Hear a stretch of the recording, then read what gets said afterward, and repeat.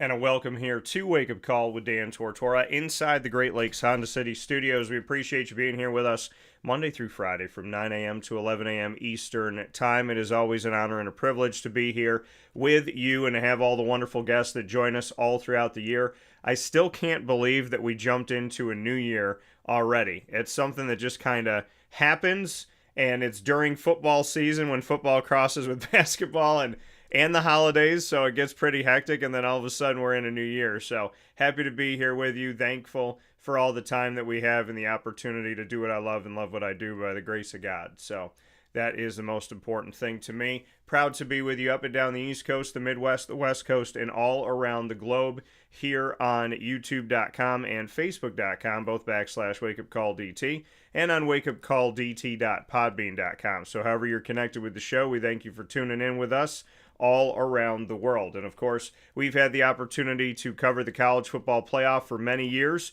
and to be on site on location for the college football playoff through to the national championship in its historic move last season to 12 teams, and obviously continuing that this season. So last year down in Atlanta for the final game, and this year in Miami, Florida. Two different experiences, two awesome experiences. Love the city of Atlanta, and my favorite nacho spot, Tin Lizzy's. And also when it came to Miami this time around, and I've said this to Eric Palms, and I've been pretty clear on this, I don't know how you top Miami when the doorstep to the college football playoff national championship is the ocean, the sand, and having concerts on the beach, and putting the media on a yacht the night before the game. I don't know how you top any of that. So we'll get into that in just a little bit. Of course, we're going to continue the CFP conversation with someone that I have respected and appreciated. And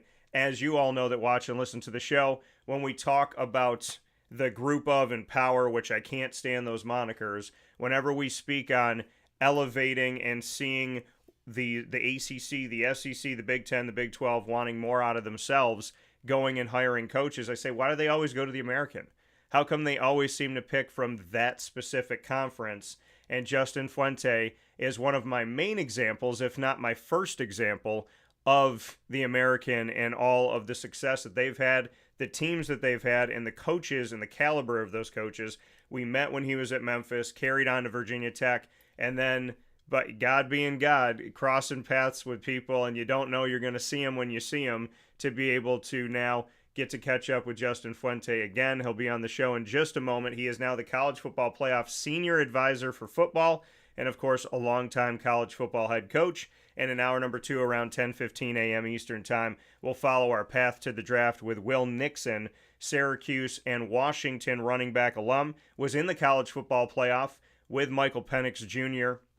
with the Washington Huskies, and then jumped over to Syracuse, was coached by his father, Jeff Nixon, who's the offensive coordinator at Syracuse, and now is heading on to the draft. He did apply for an extra year of eligibility. He received it and still ultimately decided to go to the NFL. So we'll hear his entire story in just a little bit. With that being said, I'm very happy to have the opportunity to have one of those people where I said, and I told him this to his face a week ago, I said, I was not going to stop until I found a way to connect back with you, get you on the show, and tell you that we appreciate the work that you do. At least I do very much. So that's Justin Fuente, who is here with us this morning, the man who helped to build, and I know he'll probably be humble on this, but the man, in my opinion, who built Memphis, that was carried over to Mike Norvell, and then Ryan Silverfield most recently, then went on to Virginia Tech, and in his first season,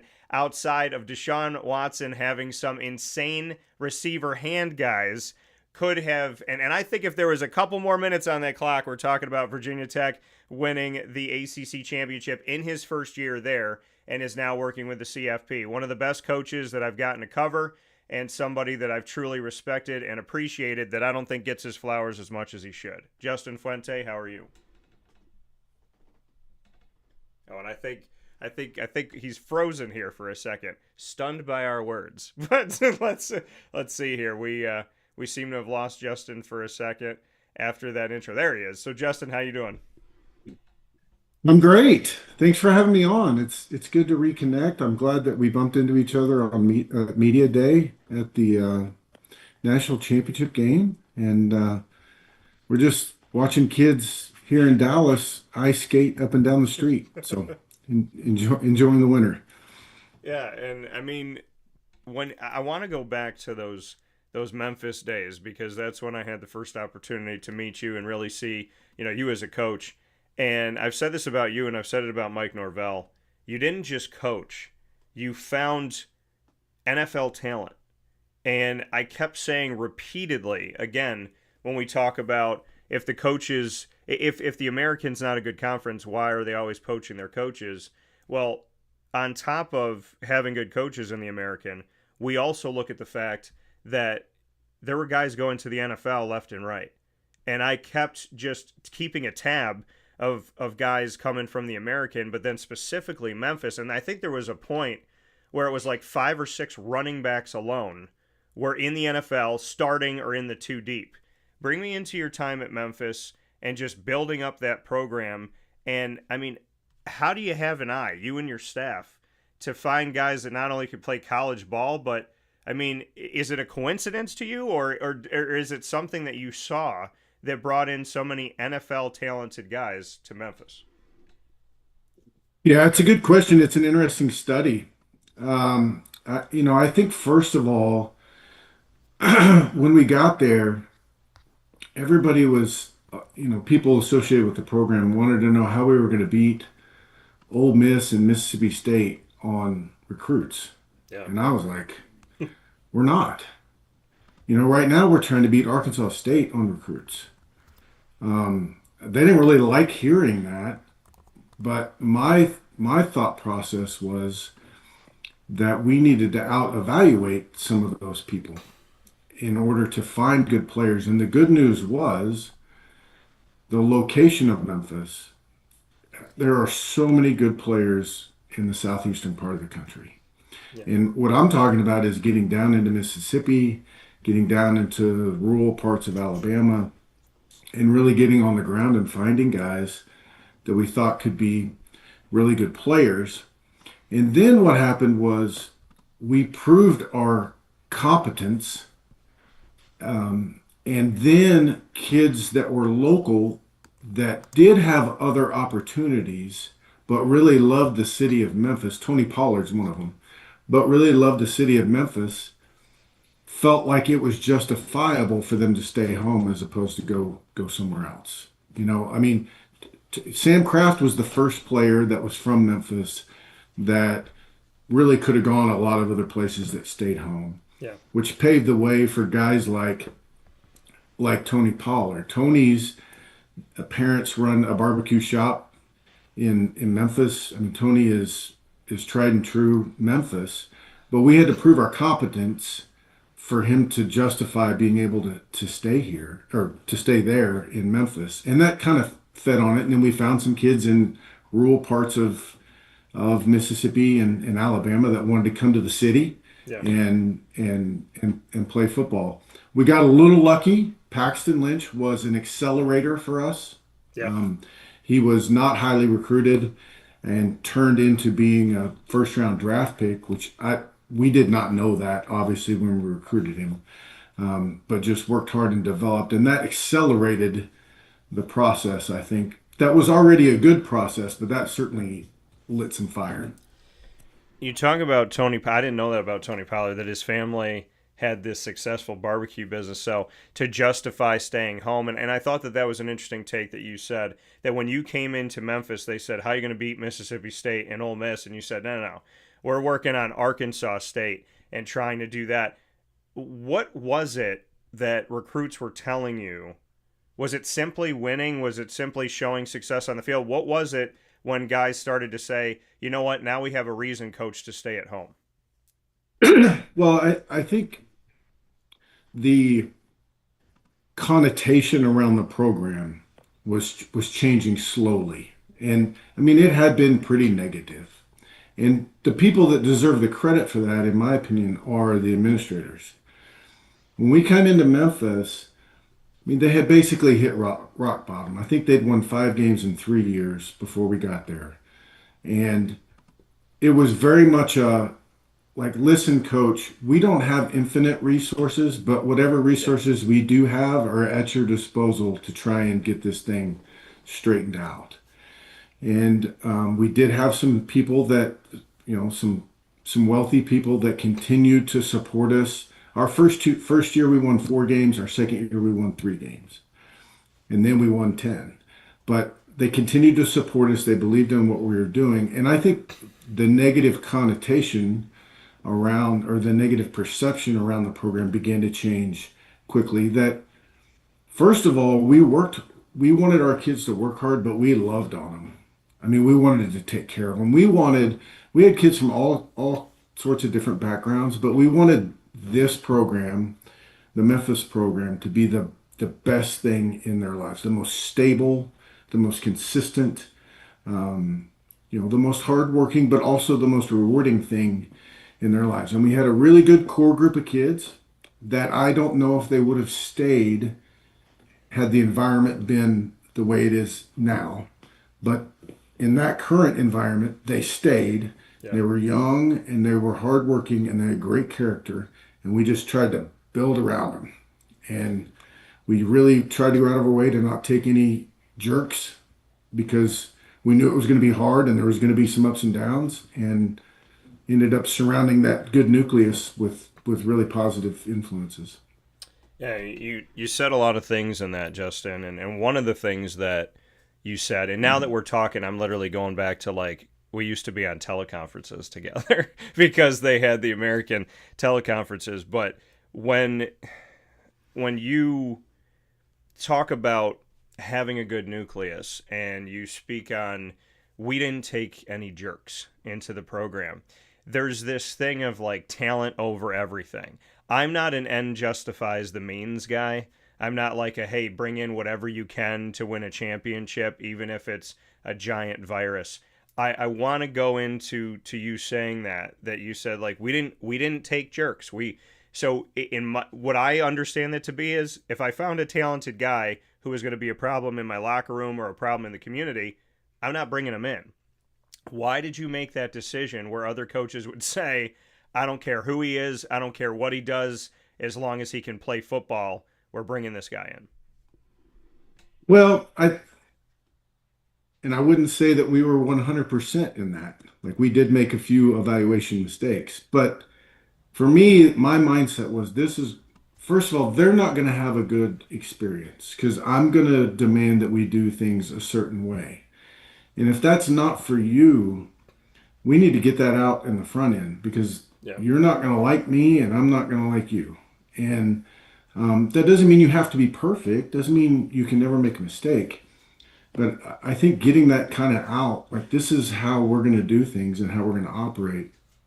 And we did walk away from some guys. The guys that absolutely loved recruiting but did not love football, I didn't want to waste our finite resources on recruiting those guys. The guys that just loved, and this was when social media was taking off, and I'm not making light of anybody and how they handle things now. I'm just saying my mindset at the time was if you're in love with all of that, this isn't going to work out. This isn't going to be very fun for you. You're not going to enjoy it. Yeah. And if you're not going to have I want you to be successful, and this is what it takes to be successful here. And also, we weren't selling winning. We were selling the prospect of winning. Yeah. And Yeah. in order to get to that, like there was going to be some hard times. And we had some heartbreaking things happen to us on the football field as we went through those first 2 years that needed character to overcome it. If you didn't have it, then man, it was going to get ugly quick.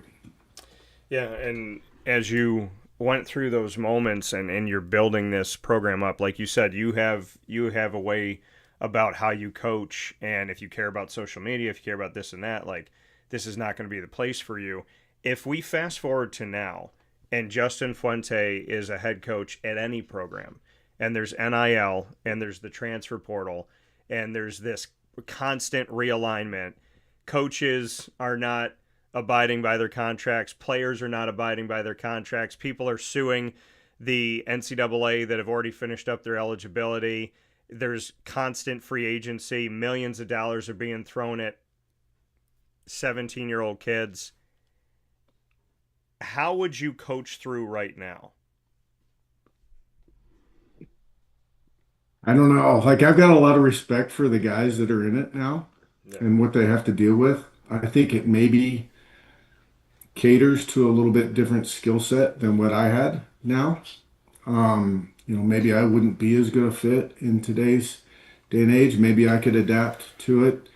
It just doesn't seem like a very appealing place to be for me personally. Yeah. Again, that doesn't mean I don't have tremendous respect for these coaches and what they're putting up with and what they're having to do with. And I also am not a doomsdayer. I haven't given up hope that eventually we'll get our arms wrapped around this. And the genie's never going back in the bottle. The kids are going to get paid, and by and large, they should. But I haven't given up hope that eventually we can get some rules to play by. Right now, you just can't enforce any of the rules. The NCAA spends all their time in court. Yeah. So I haven't given up hope on that, but that's just not a lifestyle that appeals to me. So I don't know the answer, quite honestly. I don't know. I've thought about this long and hard. If I was interviewing for the Memphis job again, like, I had a clear, concise vision for what I thought we needed to do in order to win when I took that job, when they offered it to me. I'm not sure how that works now. I don't really know how you can do it. It's maybe a little bit easier now to be good for 1 year and maybe harder to be good for multiple years. Yeah. It's still hard to be good, but it's maybe a little bit harder to be consistent just because your roster turnover, goodness gracious, is just tremendous. Yeah, and to go back to that Memphis time, like you said, you were building, and you had to have people that bought in. You had to have people that believed in what you were doing, because it doesn't happen right away. And people talk about a microwave society. Stand in front of a microwave, heat something up for a minute, and you're sitting there at 37 seconds pissed off at your microwave that it's not done yet. So as you were building this at Memphis and trying to get I think people think sometimes that you stumble into success, and then they'll say, like, why is this person so successful? Why consistently do good things happen to them? And it's this belief that, like, they just keep falling into it, where when you really break down those people, it's like those people are organized, they're prepared, they have a plan, they have a vision, they have a mission, they have a faith. There's things that carry with that person wherever they go.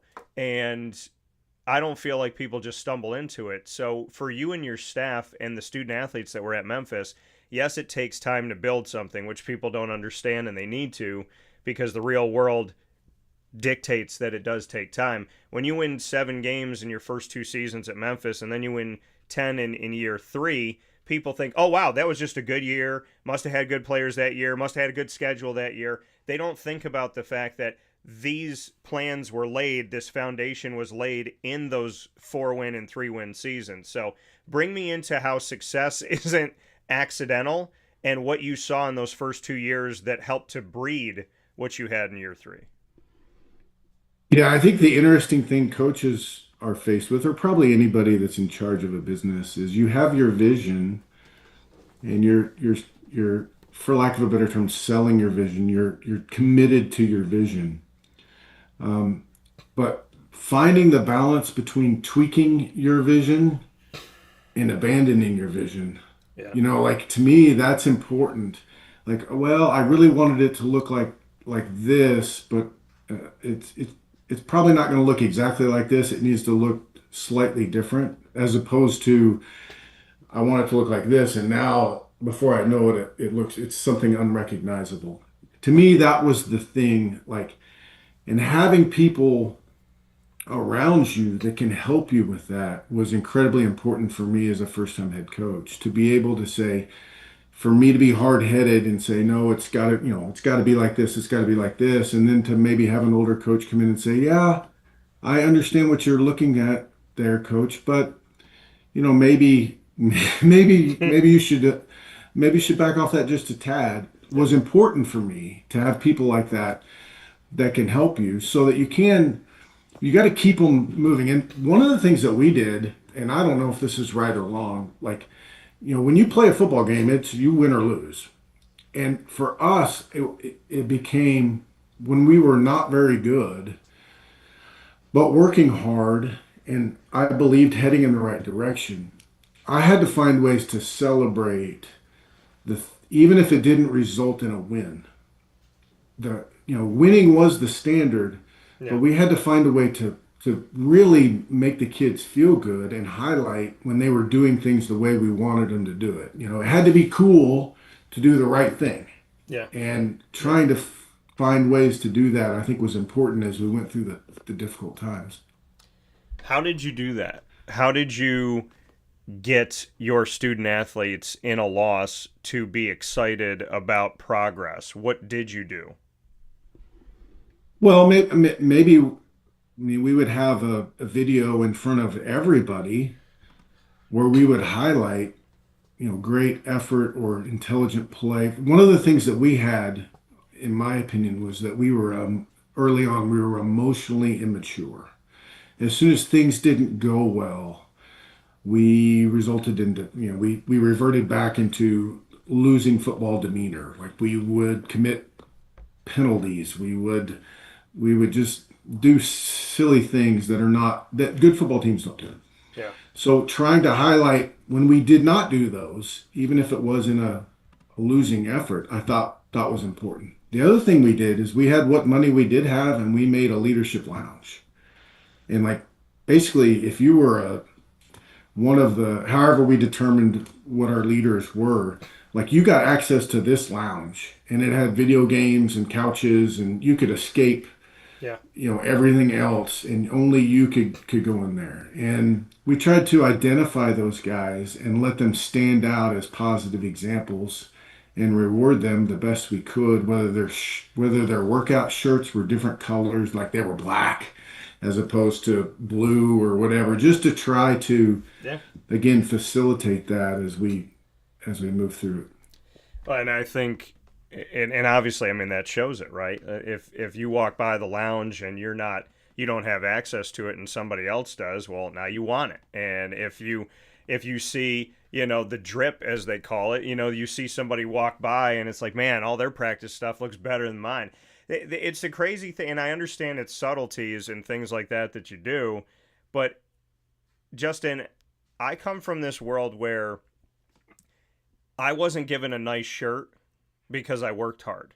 I wasn't, nobody was saying to me, like, hey, if you do the right thing, we'll give you money. Hey, if you do the right thing. I mean, now when they talk about incentivizing with NIL, there's some schools that are like, hey, we'll give you more NIL money if you go to class, if you get good grades, if you have good attendance records. And I just find myself saying, aren't these things that are things you're supposed to do, personal responsibility? Like, we're now going to the grassroots bare minimum, and we're saying, if you go to class, if you listen, if you try, if you put your name on the paper, if you go to study hall, we're going to give you money. We're going to give you better jerseys. We're going to, do a photo shoot with you. We're going to get you a car. I feel like we're literally trying to give gifts to people for doing the things that you and I did because we thought, like, hey, this is the right thing to do. Like, you go to school, you get an education, you take your degree, you make something of yourself, you provide for your family. I find it weird nowadays that what I consider to be the bare minimum is now like, let's find ways to get people just to get out of bed and just to, like, attempt to go to a social studies class. I find that weird to me. Yeah, I mean, the standard, the general expectation of what you should be doing on a daily basis, you know, rewarding people for that, to me, is your reward comes in the long run. right? And that's kind of indicative of what you're talking about in terms of the microwave society. It's like I want my reward now. Yeah. Well, I mean that's not really how it's supposed to work. It's supposed to be this accumulation of you doing the right thing over and over and over again, that in the long run you receive the satisfaction of that, which nobody wants to talk about that, but the long-term rewards of getting an education or doing the right thing time after time. Yeah. It's not doing the right thing versus the wrong thing. It's which one's going to pay me, which one's going to make me look good, which one's going to get me the Instagram followers and the TikTok likes and all this stuff. And yeah, I just find it so strange that we're not necessarily teaching the right thing anymore. We're trying to like get people to pay attention long and re-recruiting. I mean, if you're a coach right now and you have 105 players, you're re-recruiting 105 players plus you're recruiting new ones. You go into the portal, you lose 30 guys because their eligibility's done. You lose another 35 because they got offered money somewhere else. So now you're going to make up for 65. So now you're looking at more than half your roster. I know we're looking at this college football playoff thing, and you're working with the college football playoff now. I mean, there's guys that are on rosters that have applied for their 9th year of eligibility. We just saw, Chambliss, who has finished up his eligibility, is now suing the NCAA to get another year of eligibility. I mean, and be honest with me, and you always have been, but be honest with me on this. If you're a coach and you got this star quarterback and he has completely finished up his eligibility, but he's like, hell, everybody else is getting it, I'm going to apply for another year. Would you sit in the room with him and go, well, the NCAA has lost everything else. Let's throw it in and see if we get a waiver? Yeah, you see how it happens, right? I mean, I think the whole dynamic is so interesting when you think about the. I mean, the NCAA is basically being sued by the very members that make up the NCAA. Like, we've all agreed that Yeah. these are the rules we're going to play by, and then we turn right around and take them to court. And again, I don't care how anybody votes.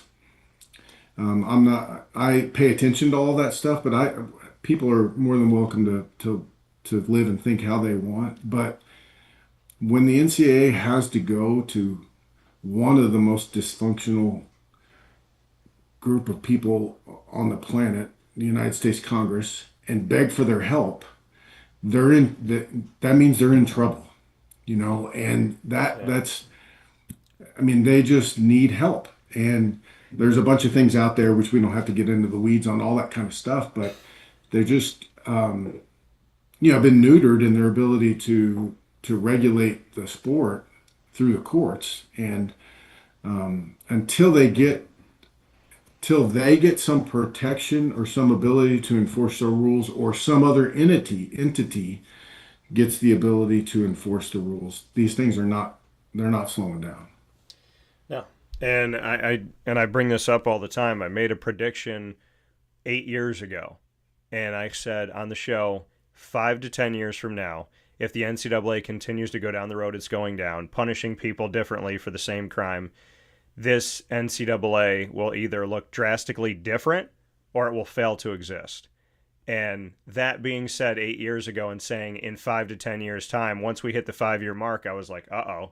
And now, I mean, it looks like it's almost completely gone. I mean, college football is doing its own thing. It's running its own world. Do you see the separation? I mean, I've made the prediction, I think it was at least 3 years ago, if not 4 years now, that the SEC could just go be its own thing.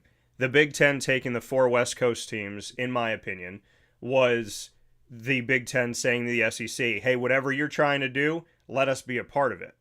We see that the SEC and the Big Ten get the majority of the spots inside of the NCAA tournament, inside of the college football playoff. And so I think that prediction of the SEC leaving, now the SEC Big Ten, and then you put in Notre Dame. Notre Dame works in this autonomy thing, right? They do kind of what they want to do differently. and then you have the autonomy group, which is self-governing by definition. When you're in the ACC, I'm talking to John Swafford, the former ACC commissioner, and I said to him, you chose the term autonomy as these conferences. Autonomy means self-governing. So that's not a mistake that you choose a legislative term that basically tells the NCAA, we're under your umbrella, but we're not. At any given time, we can go. And I said, so am I crazy or is this a real thing? And he said, well, we're not going to do it right now. And this was years ago. He said, this isn't something we're doing right now, but we have talked about it, and it is in the realm of possibility. So now you seeing this as a coach and now as an advisor, do you see a world where the SEC, Big Ten, whatever it may be, says, you know what? We're done with all this. We know we have the money and the power. We have billions of dollars in TV money. You heard Curt Cignetti say that one of the attractive pieces to him going to Indiana was the Big Ten's new TV contract. So are we in a place where these predictions that I did not want to come true are a reality, that the FBS may start to separate itself and we may see a different structure at some point? No, those are all good points. And my answer to that is it's not hard to imagine that. You know what I mean? It's not outlandish to have those conversations and project forward.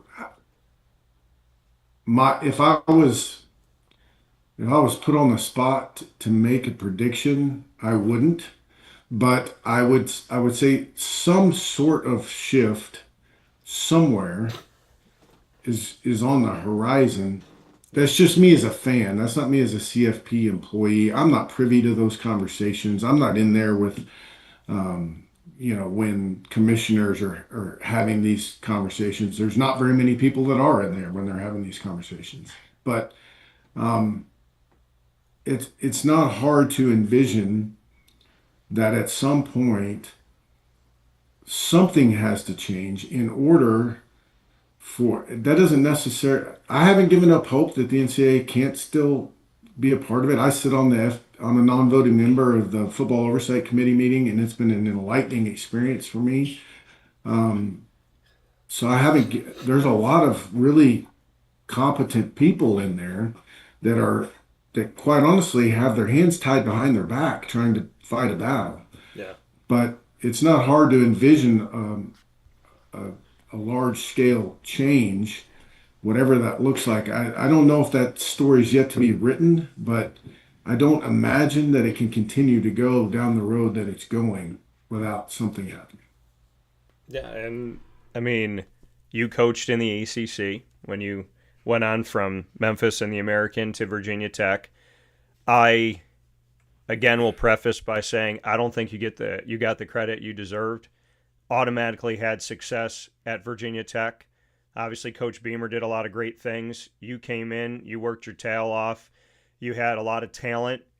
I think one season, and I could be wrong here, because I know that Steve Adazio of Boston College had gone through like 5 or 6 quarterbacks one season. It was like everybody was getting hurt. I know you went through it.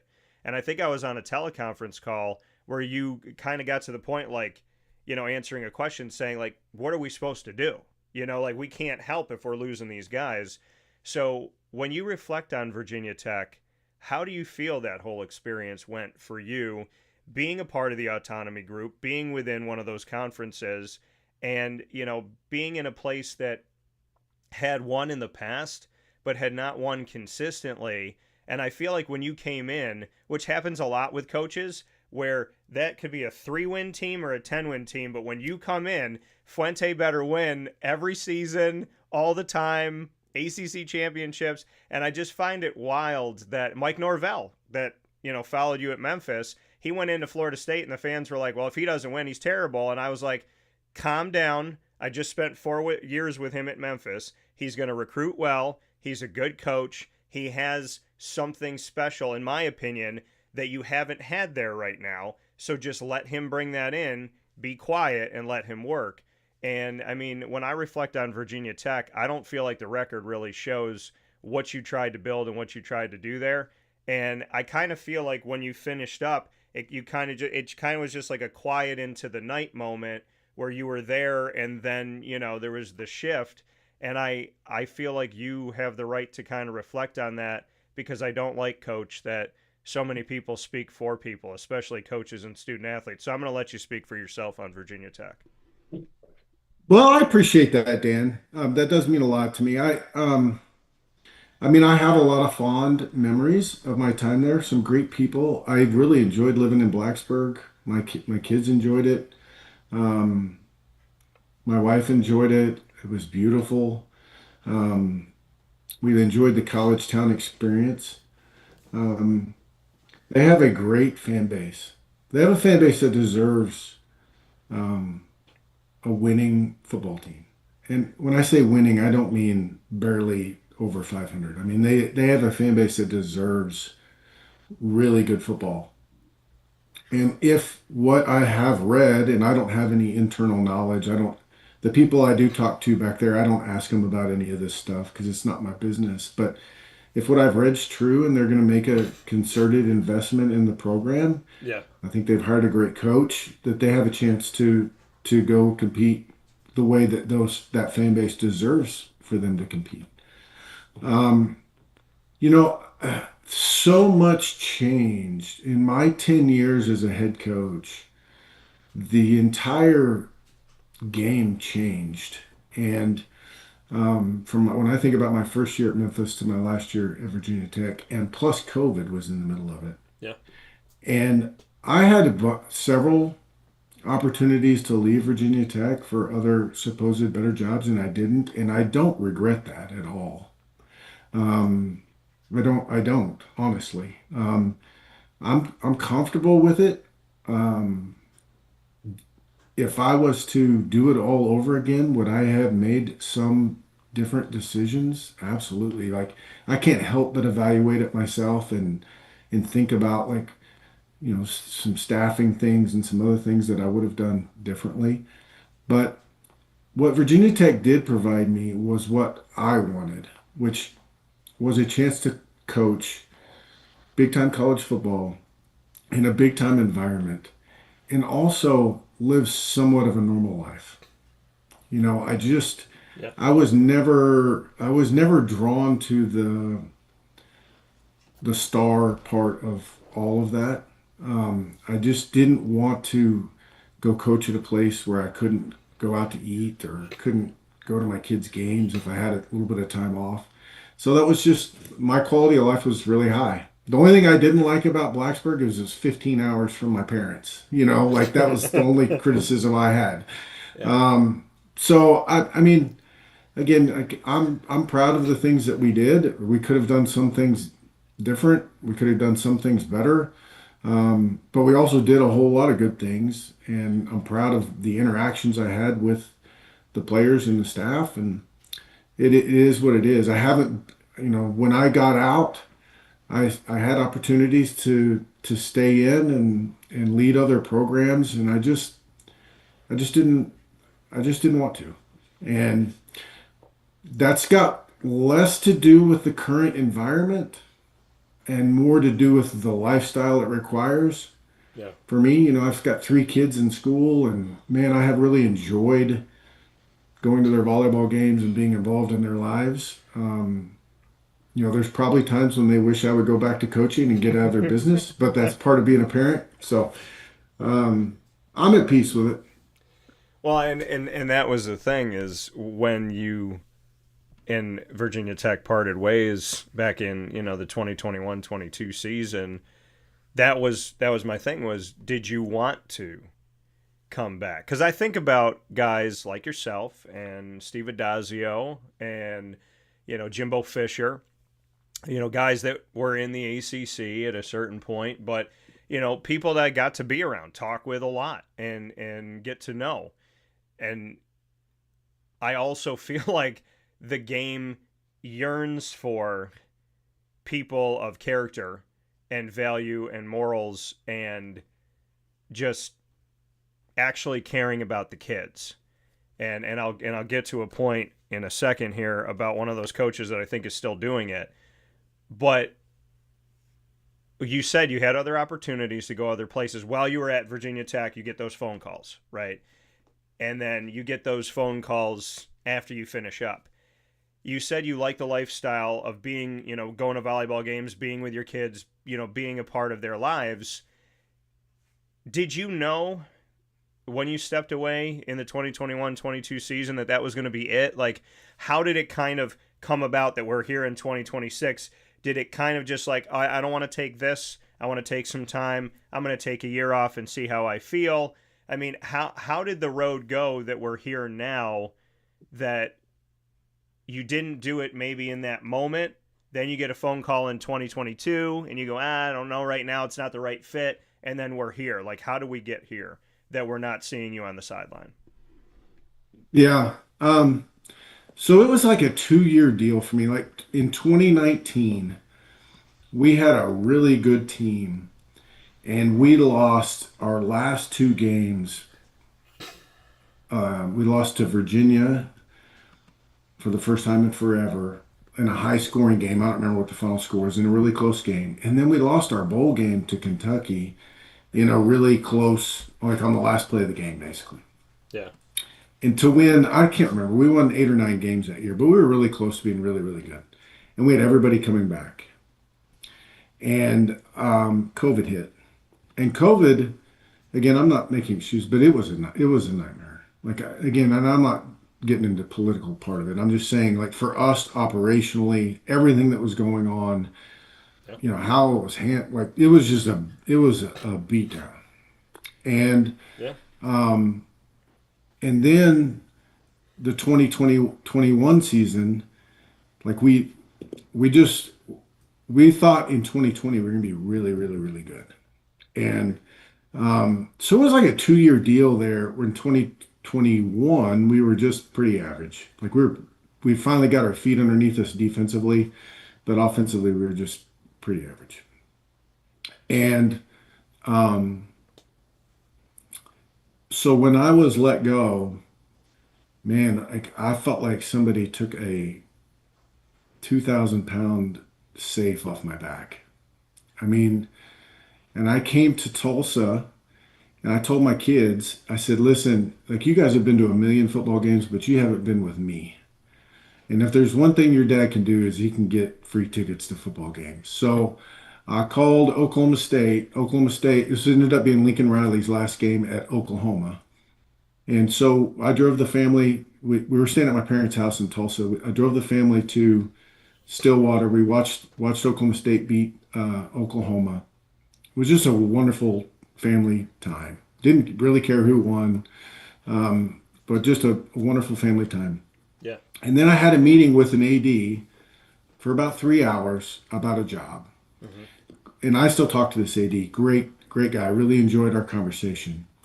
And he did not, just to be clear, and I'm not going to tell you the school, but he did not offer me the job. But he called me the next day and said, I want to bring you onto campus. Like, this thing's moving forward. We're going to make a decision in the next 2 days. And I hung up the phone and like almost got like sick. Like, I don't know if I can sign up for this again. And I called him back and just said, man, I'm out. Like, I can't do this. And there have been times are there times when I'm driving down the road and I miss that incredible singular focus? Yes. I mean, when I was coaching, I was talking to my daughter about this the other day. Like, when I was coaching, like, there were times when I would walk out of the hotel room on game day and be on the 8th floor and walk down the hallway and walk right past the elevator and find myself at the end of the hallway just because I'm just thinking about what's going on. There's times when I would be driving home on a Wednesday night and I would miss the turn to my neighborhood and look up and be a mile and a half down the road just because it's so all consuming. And I missed that part of that focus and that dedication at times. Yeah. But what I don't miss is just it's just never stops. If you could get me a AD that would say, Justin, we want you to come in and coach spring ball, we want you to coach fall camp, and we want you to coach the first game of the year, and then you can go do whatever you want. I'd probably sign up for that, but there's not many of them that want to sign on for that agreement. Yeah, you talk about that singular focus, right? You talk about that just locked in, and being a head coach, which you have with that. There's a few different things when you said that I'm thinking about. One of them is, do you have something now that I know you joked about your kids that they're like, hey, why don't you go back into coaching? But have you found a singular focus? Have you locked into something? Are you like, hey, when it comes to what you're doing with the CFP now, is there something that you can lock into? You go to Rich Clark and say, give me something where I can just have this feeling again? Or is it landscaping? Or is it, checking your kids' social media? Is there a singular focus right now? Well, I am lucky, and I have other things that I enjoy, and so I was from so from the fall of 21, so from Thanksgiving in 21 all the way till 3 months ago. I did whatever I wanted. I didn't work. We moved here, and I had a former player that runs a leadership company that I did some work with him whenever I wanted. Yeah. But and I had three kids in travel volleyball, which is insane. And so I did that, and I played golf, which I love, and I went fishing. I bought a boat. So I was never on the couch at 11 o'clock on a Wednesday eating Cheetos, Yeah. watching Days of Our Lives. Like that just didn't happen. Like I was up in the morning, Yeah. like I'm still self-conscious about the example I try to set for my children. Like just because dad doesn't have to work doesn't mean dad should still be in bed when you're going to school. So like I was always trying to get up and get a lift in and, just, try and set a good example. Um, so I filled my time and my focus, and I enjoyed all of that. And then my phone rang about 4 months ago, and it was the college football playoff, and they were thinking they had decided that they wanted to add a former coach to the staff. Yeah. Well, okay, well, what's that look like? So we talked back and forth for about a month, and they talked to other people too. I certainly wasn't the only person that they interviewed for the job. And I deliberated and visited with them and talked to them Rich has been incredible. I wish I would have met Rich Clark 25 years ago. I would have been a much better head coach, probably a better husband and a better father if I'd known Rich Clark 25 years ago. We're talking about a retired three-star general from the Air Force, incredible communicator, leadership skills. I've just been enamored with watching him lead this group of people. He just does a fantastic job. Um, but okay, so I talked to the CFP. I say, see, guys, I'm interested in joining a team. Yeah. Like what I do miss is being a part of a team. And but also I have some responsibilities at home that I need to make sure I can't just drop. Like I can't just jump back into this other life of working like that because we've all gotten used to this, and I need to be a part of this, and I want to be a part of it.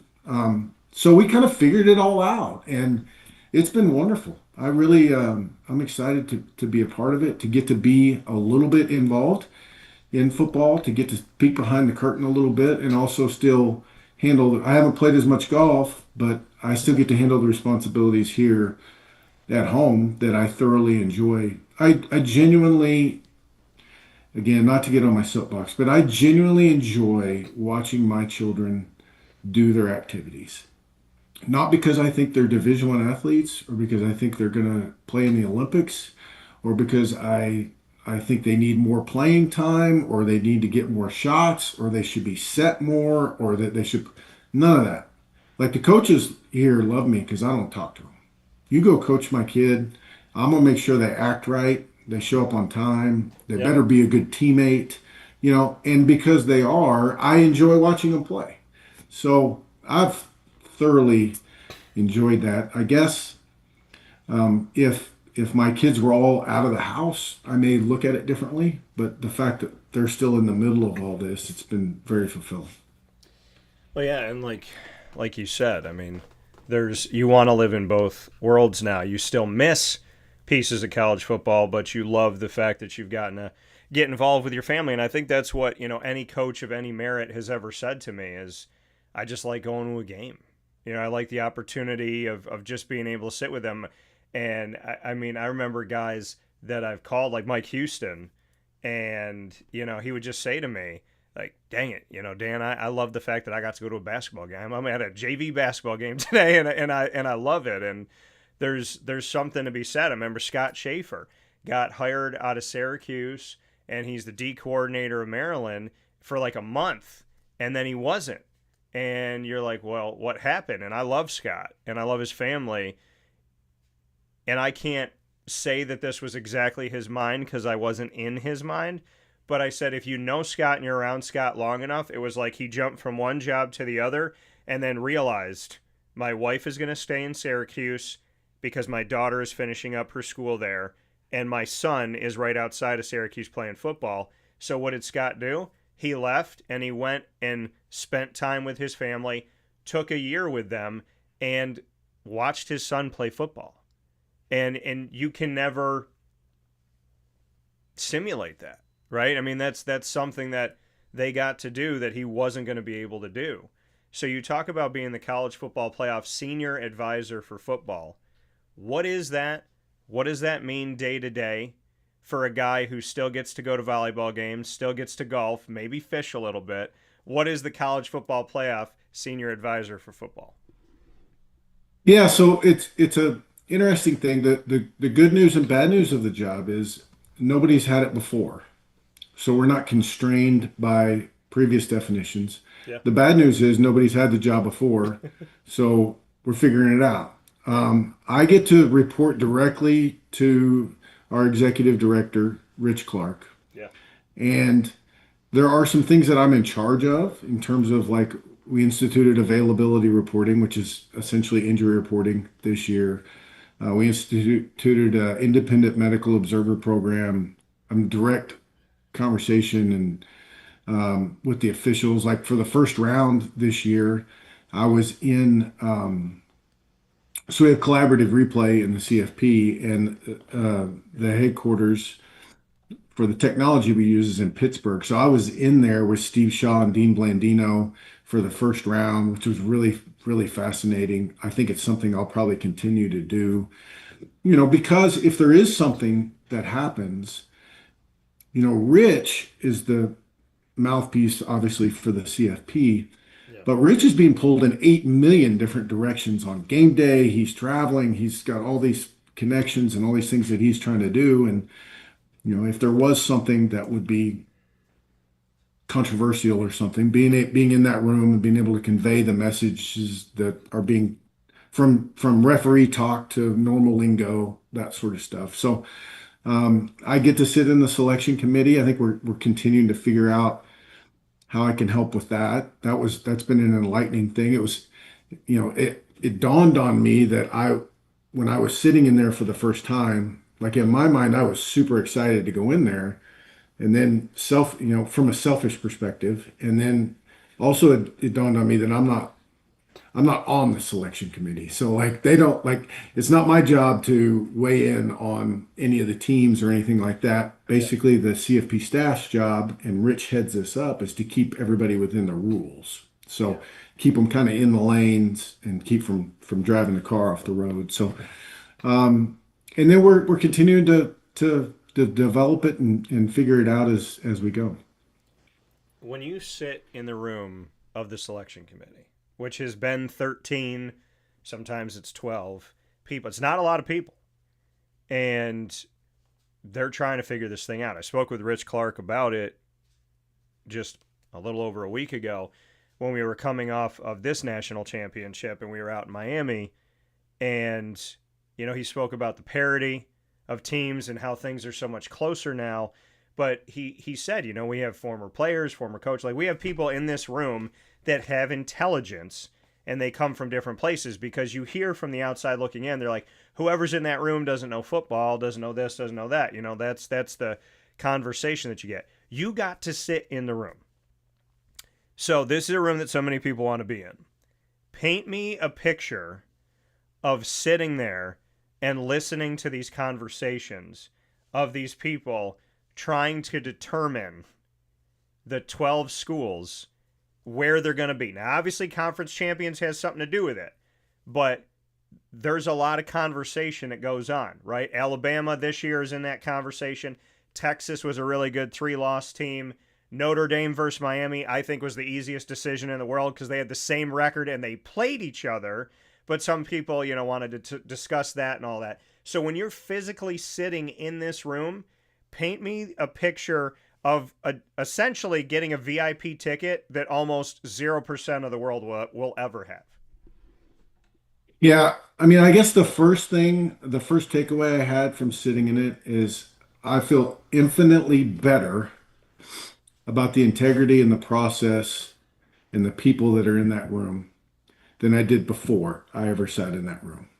I don't know that I had a strong opinion about it because I didn't know enough about it, but once I sat in it, I felt great. I still feel great about the seriousness with which they take their task Yeah. and the dedication they have. There is a genuine camaraderie amongst these people that they acknowledge that they're taking on a very difficult task and a task that there may be more than one correct or justifiable answer to.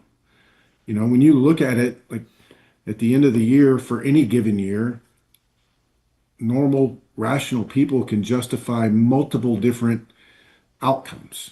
And I think it was pretty neat to see the professionalism with which they had their conversations. I mean, just like genuine and earnest desire to try and do the best job in a very difficult decision-making process. I mean, there are diverse backgrounds, diversity of thought Yeah. in that room, which I think is important. There are coaches, there are ex-players, there are athletic directors or administrators. It's interesting to listen to them. And I mean, you're talking about people that have full-time jobs too. Yeah. I mean, this is, and it's labor intensive. I mean, they have to dedicate quite a bit of time to make sure they're doing it right. And the seriousness with which they take that, and also the professionalism with which they conduct themselves, I think is admirable. When you're in that room, like you said, respectful conversation, how does it all kind of shake out, right? Because people anxiously anticipate the rankings and they wait and they get released. But they don't see, like, 11 people agree on this, one person does it, and now we're trying to figure this thing out. Or, we're going to rank this team above this team and then we're going to shift it toward the end and we're going to move this around. I mean, it's not an easy thing to do. And I will say this myself. I started instituting this year that because I cover all of college football, and even outside of the FBS, I'm going to put myself in a situation where I'm going to release my top 25. And sometimes I release that top 25, Justin, and nothing. No qualms, nothing. Other times I release it and I'm the dumbest man alive. So I mean, I know that it is not an easy thing to do. I have stayed up until 3:34 in the morning because I couldn't figure out if I wanted to put a team 25th, 21st, or have them out.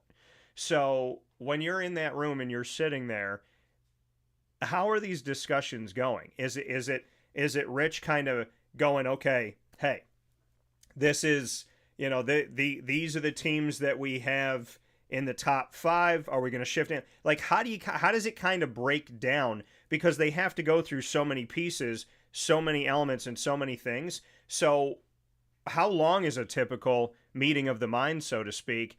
And what does the structure kind of look like? Because nobody knows anything from the outside except for here's the 25. Yeah, so I mean, I'll just hit some points on it to try and Yeah. uh, not take 3 hours of me trying to explain it. But so Rich, the chairman runs the meeting. Let me backtrack. So that person is in charge of it. Rich's job is we have protocols that have been agreed upon by the management committee or defined by essentially the commissioners. Yeah. Okay. we have the board of managers, which is the 11 presidents and chancellors. Then below them is the management committee, which is essentially the commissioners.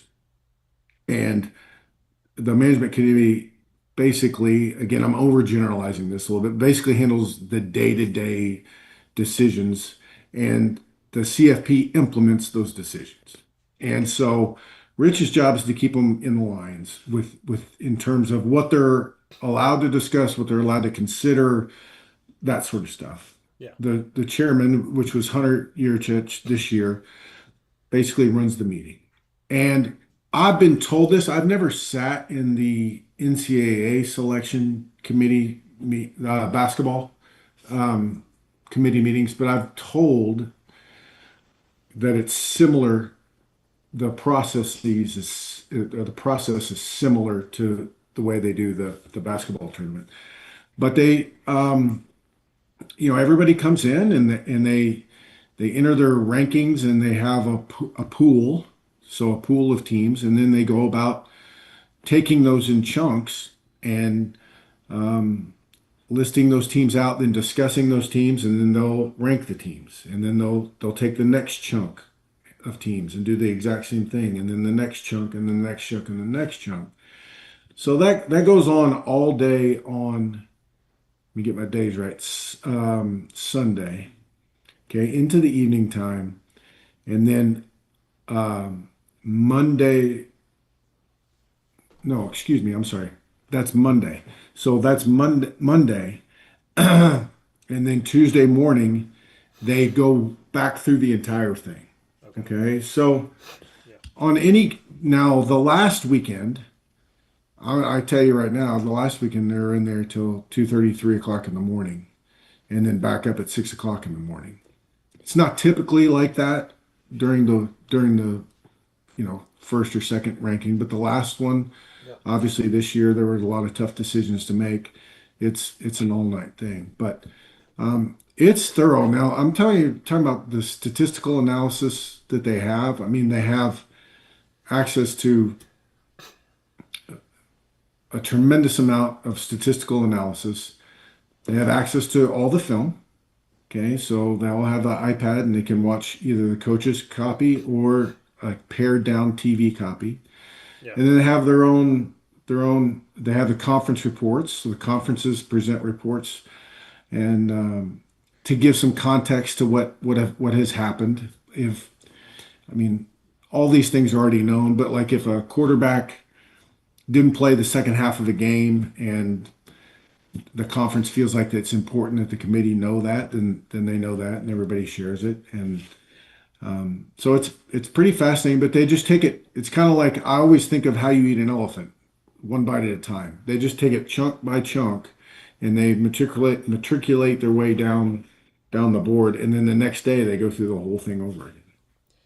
Yeah, I mean, and it's so much work, and like you said, the representation of the management committee, which obviously decided to stay at 12. So I have a couple thoughts on this. One of them being the fact, since you were a coach inside of the American, which is in the group of, and these are Rich Clark's words, so he does not say power and non-power, which I respect and appreciate because those are media terms, and that's not a term that comes out of my mouth that much unless I'm trying to just let people know, the things that other people are discussing. But group of and A4 is what he calls the autonomy plus Notre Dame. So you've been a part of the group of when it comes to the American in Memphis. You've been a part of the autonomy, the A4, when we look at the ACC and Virginia Tech. Do you feel like there is adequate and fair representation now being in the CFP because you've been a coach on both sides of the coin? Do you feel like now being a coach in the American, being a coach in the ACC, being a coach in the group of and the A4, and now working for the CFP, now that you have this like kind of very unique scope of everything, do you feel like there is representation that is fair when we look at conference to conference in and out of the autonomy group? Yeah, I don't know. It's an interesting thought exercise because, and this is just my personal thought. Um, When I think back to, so I was the offensive coordinator at TCU when we were in the Mountain West Conference, and we had NFL players all over the place. Yeah. When I was at Memphis, we probably we probably didn't have the same number of NFL players that we had at TCU, but we had a lot. And I don't know if those guys in today's environment would have still been playing at TCU in the Mountain West and Memphis in the American. Like, I don't know if I'd have got to coach Paxton Lynch his junior year. Like he might have been playing in Alabama. And I don't know. I mean, Andy Dalton is as big a TCU guy as there ever was, but I don't know if I would have got to coach Andy Dalton or Jeremy Curley or Marcus Cannon or any of the long list of NFL guys. I just don't know if it would have worked like that. I mean, we're at TCU, we're undefeated, finished number 2 in the country, and beat J.J. Watt in Wisconsin in the Rose Bowl. That was a really, really, really, really, really good team. Really good. Like could beat anybody in the country. And I mean, I don't know how many of those guys we would have in 2026. And that's what concerns me um, about that. I don't know. I'm not saying they're not, but I don't know if they're as good as they used to be. And that worries me. I don't think that's good. I don't think that's healthy. I'm not advocating for that. Yeah. I'm just trying to look at it objectively. You know, the tailback at Boise State last year, that's with the Raiders now, that I can't remember his name off the top of my head, but it was such a Ashton good, Genty. Yeah. Genty, yeah. I mean, he stayed, Yeah. but that's a pretty rare guy. Yeah. You know what I mean? Like that's a pretty unique, his upbringing and his love for Boise, that was pretty unique. I don't know how many more of those are going to be. Yeah. I just don't. And that's what worries me about that whole conversation is I'm not saying for sure they're not as good, but I'm worried that they're not as good. Well, and we just found out, and I spoke with Rich, January 20th, and he looked right at me and said, January 23rd, we're going to have a decision. Like literally 3 days from now, we're going to either be 12, 16, or 24. I'm good with whatever they decide. I trust them. And, speaking of the management committee and all of that, they make the decision to stay at 12 for 2026-27, this upcoming season, which is going to end in Las Vegas. And I'm not surprised because adding a year to what they have is essentially giving you more time to discuss everything that's going on. I want you to give me your take on what you know of everything with college football. Are you 12? Are you 16? Are you 24? Because I'm going to tell you this right now. I was not 24. And then I had a conversation with Randy Etzel. And I had a conversation with some other people. And then I started to break it down myself. And now I sell my format, and people that are not sold on 24, we talk about it and I give them my take and my why. And then they come out of it going, yeah, Dan, I wasn't 24, but now I am because of how you've balanced it. I'm not going to load the question and tell you what I did with the 24. I just want to know your thoughts. 12, 16, 24, knowing that the FCS is at 24 already. So it has been done as a format. I want to get your thoughts since, like you said, you're in a job where you're advising. There's never been anybody in your seat before. So as you watch this thing from the inside and you were a former coach, what do you think about the possibilities that await the CFP? Yeah, well, first of all, I mean, I don't think I'm making any groundbreaking statement when I say it's never going to get smaller. So it's only going to go, like I think it's pretty obvious it's only going to go one way. Yeah. I guess here's where the cautious part of me is, and I don't, full disclosure, I don't fully understand all that goes into the 24 deal. Like I'm not well versed enough in it to know. Okay. It's a large jump, but I don't, there's so many other questions I would have about that. I Yeah. don't know that we need to hash them out right now, but I don't understand it all. I think there are so many other things. I'm personally, not that anybody has asked my opinion, like the commissioners certainly don't need to, um, but I'm good with this because I think there's some other things that we need to address in terms of the calendar Yeah. that I think we need to find a way to hash that part. And there is a group right now that is addressing the calendar, and I think in the not too distant future, when I say addressing the calendar, I mean holistically, the whole thing, Yeah. like not just one little piecemeal here. That I think, in the next several months we'll have some recommendations that we can all look at and see, because it's very difficult to manage the front end of the calendar when you don't know what the back end is going to look like, and it's hard to manage the back end when you don't know the front end. And the one thing I would say is, like, we're in this position where we want everything. Okay, like we want the bowl system because it's tradition, and we want the conference championship games because it's what we've known for a while. Now we want the playoffs. We want amateurism, but we want to pay them. Like, we can't have everything. At some point, Yeah. we're going to have to pare this down and figure out exactly, what it's going to look like. And so I guess the cautious part of me would be like, yeah, I think those are all good arguments and good thoughts, but I would lean more towards, just from a personal level, of let's look at the whole thing and see if we can find a way to make something make sense that fits. We got Army Navy, Yeah. that's a consider, like there are all these things that let's see if we can look at it from a whole thing as opposed to one-off changes that maybe affect the front end or the back end of the calendar. So I'm going to give you my 24 pitch just because I want to hear what you would have to say. Okay. So here's my pitch and my why. The FCS, when people say, well, what about the student side of things and this, that, whatever, the FCS does 24. Those kids figure it out in Division One AA, which is still Division One, and they're done before the CFP. So when you look at the calendar, they're done a couple weeks before the CFP plays their last game. So when people say, how does 24 work? It's going to push the calendar. No, it doesn't. They found a way to do it.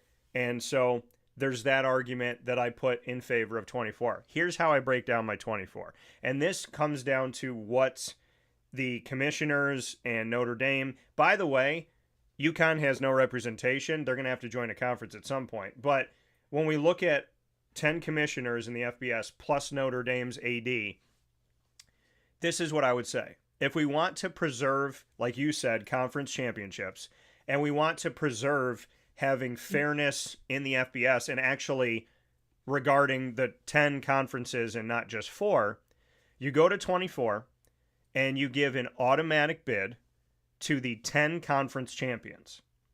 So that means that every conference has representation. Doesn't mean that you seed them in certain places or that they get a bye.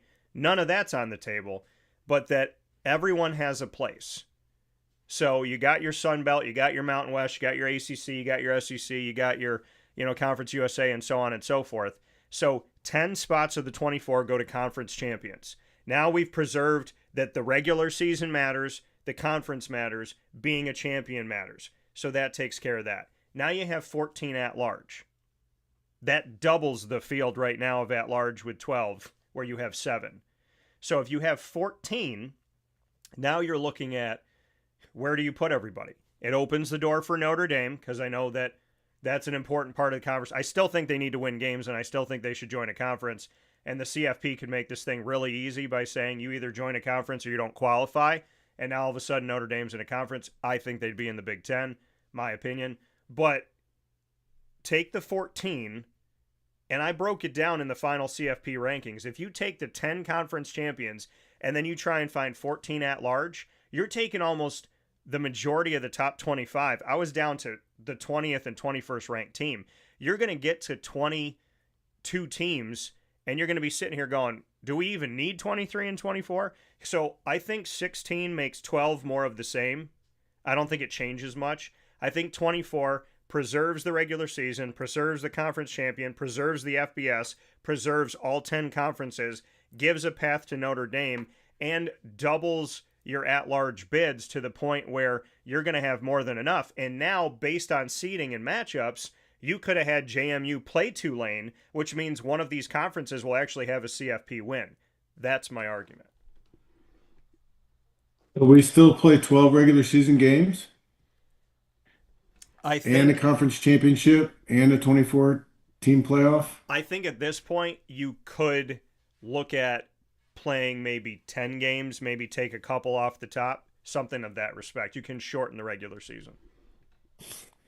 Yeah, I'm with you too. Like, to me, again, there if we're gonna do that, then we're gonna have to cut somewhere else. Yeah. We just can't keep adding more and more um, more and more games, and then you start to talk about. I mean, obviously, ESPN and Fox and like giving up regular season games, and how does all that work? I don't know. That's way past me, but I do think as long as we understand in order to add, we're going to have to subtract somewhere. I Yeah. think it begins to make more sense. Well, and the FCS, you'll see them play 12 regular season, play their, they'll play their championship, and then they'll go into the 24 if they make it. But their conferences aren't as big. So there's that Yeah. side of it too, of like, how do you deal with the conference and you're not going to see certain teams? But, there's also the fact that the ACC right now is moving to 9 conference, 3 non-conference, but they're not. Because some are playing Yeah. 8-4, some are playing 9-3 because they don't have 18 teams, they have 17 teams. So they can't have an even playing field, which I think that's going to affect things too. Because then the committee's going to look and say, well, you played 9 in the ACC. Like, let's say the CFP regards the ACC as a good conference this year, or let's say they don't. If they think that it's a strong conference, now the teams that played 9, you could have a leg up. The teams that played 8, you could be playing behind the 8 ball. Or if they think, hey, the ACC's down this year, well, now the ones that had more non-conference games, now you're looking to those. So it's definitely strange. I think what we've really talked about here, Justin, is we need to have decisions made that are across the board. You can't have the Big Ten playing more conference games than the ACC. You can't have the Big 12 doing something different than the American. I mean, we have to have some type of blanket policies that make sense. And I also think we need to adjust that. The calendar is a huge thing because, having portal windows and when they're open and the ridiculousness of that. And the fact that, essentially, does the NFL have free agency during the NFL playoffs? No. But we have free agency right now during the college football playoff. And I want to hit one more point. I know we've hit a lot of things here, but you were in the ACC. You coached against this guy. I respect him tremendously. And we've spoken on a lot of things. A lot of times it's been nothing about football and a heck of a lot about faith. And that's Dabo Swinney of Clemson. He just went out publicly and addressed something that coaches have addressed with me privately. I'm not going to say the coach that it was, but I had a coach last season reach out to me and tell me in game week of the CFP, he said, can you tell me why there are coaches calling my players while we're practicing for a college football playoff game, trying to recruit my players into the portal while I'm getting ready to go into the CFP? And we had a long discussion about this. I've spoken with athletic directors. Trent Dilfer, I can say this because this was in a room full of a bunch of us. He said, why do people know my roster better than I do? Like, there's people paid to go and study other people's rosters, and that's their job on the football staff. So we've heard people allude to it. We've had people talk about it behind the scenes. Dabo Swinney came out and said, I'm not hiding, and you shouldn't either.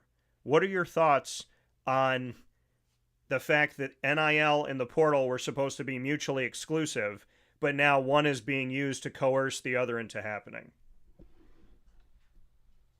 Yeah. What's crazy is the players are free agents and so are the coaches. Like, you would never have that issue in the NFL either. Like, you can't go can't go get a coach in the middle of the season from another team.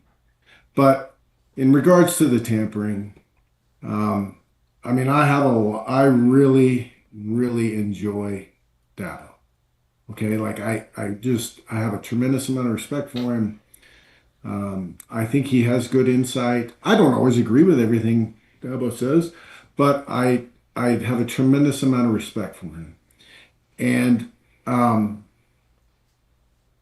I would just say, like, I was proud of him. I'm not surprised that he is the one that did it.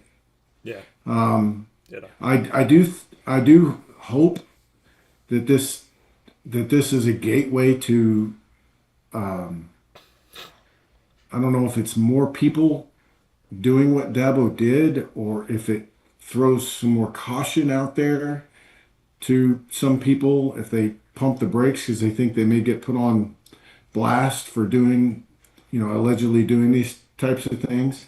But um, it is a humongous issue. I mean, it is insane, and there's so many ways around it that it's third party, it's agent, it's whatever. So I mean, it's just um, a really, really a difficult thing and not a good thing, and it's not the player's fault. It's not. It's the grown-ups. And that's part of the problem is that we have there's so much pressure and so much money to win that we have grown-ups, Yeah. messing around with the rules at the behest of kids. Yeah. And echoes his sentiments and echoes my sentiments this week of, children are born and they're taught by adults. And so we have a responsibility, any age of a human being, what we're teaching them. Justin Fuente here with us. Like you said, that you got to look at the front end and the back end, and they both have to make sense. Well, the front end, I said that you deserve more respect than you always get. And on the back end, I'm going to say the same thing in the sense of the fact of 10-4, 9-4, 8-5, 6-7, and then in the COVID year, right around 500. We're talking about a coach that was either at 500, above 500, or right there within that window that we don't fully talk about that enough. You said Virginia Tech, Blacksburg, they deserve to win. You did a heck of a job pushing them to some consistency that they didn't have. And you did it with different quarterbacks every year. And we all know if you don't have a quarterback, you could have everything else. But if you don't have that guy, Mendoza, then, you don't see things come through. So, Mr. Fuente, I know we spent a lot of time here, and I appreciate it. I've waited patiently for many years to cross paths with you again, and I promise you, hand to God, you were one of those names that I said to myself, I don't care if it's LinkedIn or social media or I bump into somebody. I said, I got to find a way to cross paths with Justin so that I can get him on the show after talking about him so much. So I look forward to other opportunities. If you'd like to come back, I commend you for the work that you've done. And just know that back at Hotel Viking in Rhode Island all those years ago and fast forward to today, I respected you then. I respect you more now. Well, I appreciate the kind words. I appreciate you having me on. I've enjoyed it. Nobody. I always joke, but there's an element of seriousness here. I've got three daughters, and none of them listen to me. So now that I get a chance, a captive audience that has to listen to me, I enjoy getting on here and talking. So I appreciate you having me. Of course, it's my pleasure. Well, listen, Coach, take care of yourself. Give my best to your wife and your daughters, and I hope that you have a wonderful rest of your week, and I'll look forward to talking with you soon. Thanks, Dan. Take care. That coming once again from Justin Fuente here on the broadcast on Wake Up Call with Dan Tortora. Can't say that I appreciate him enough, and it was great to get to see a familiar face, walk up to him, and get to tell someone to their face how much you appreciate and respect the work that they do, and looking forward to what he's going to do in this new role with the CFP Senior Advisor for football, that he can make what he wants to make it, and I look forward to seeing what that's going to be. We're going to take a step aside for a fast break, and we'll be back here on Wake Up Call with Dan Tortora. I know that some of you have been waiting patiently for my special coming up with Will Nixon. That will happen right after this fast break inside the Great Lakes Honda City Studios. Stay with us. And now a message from Myers Creek Brewing Company, with locations at their Cazenovia Farm Brewery, Syracuse Inner Harbor Tap Room, and soon-to-be Lake Placid Tap Room.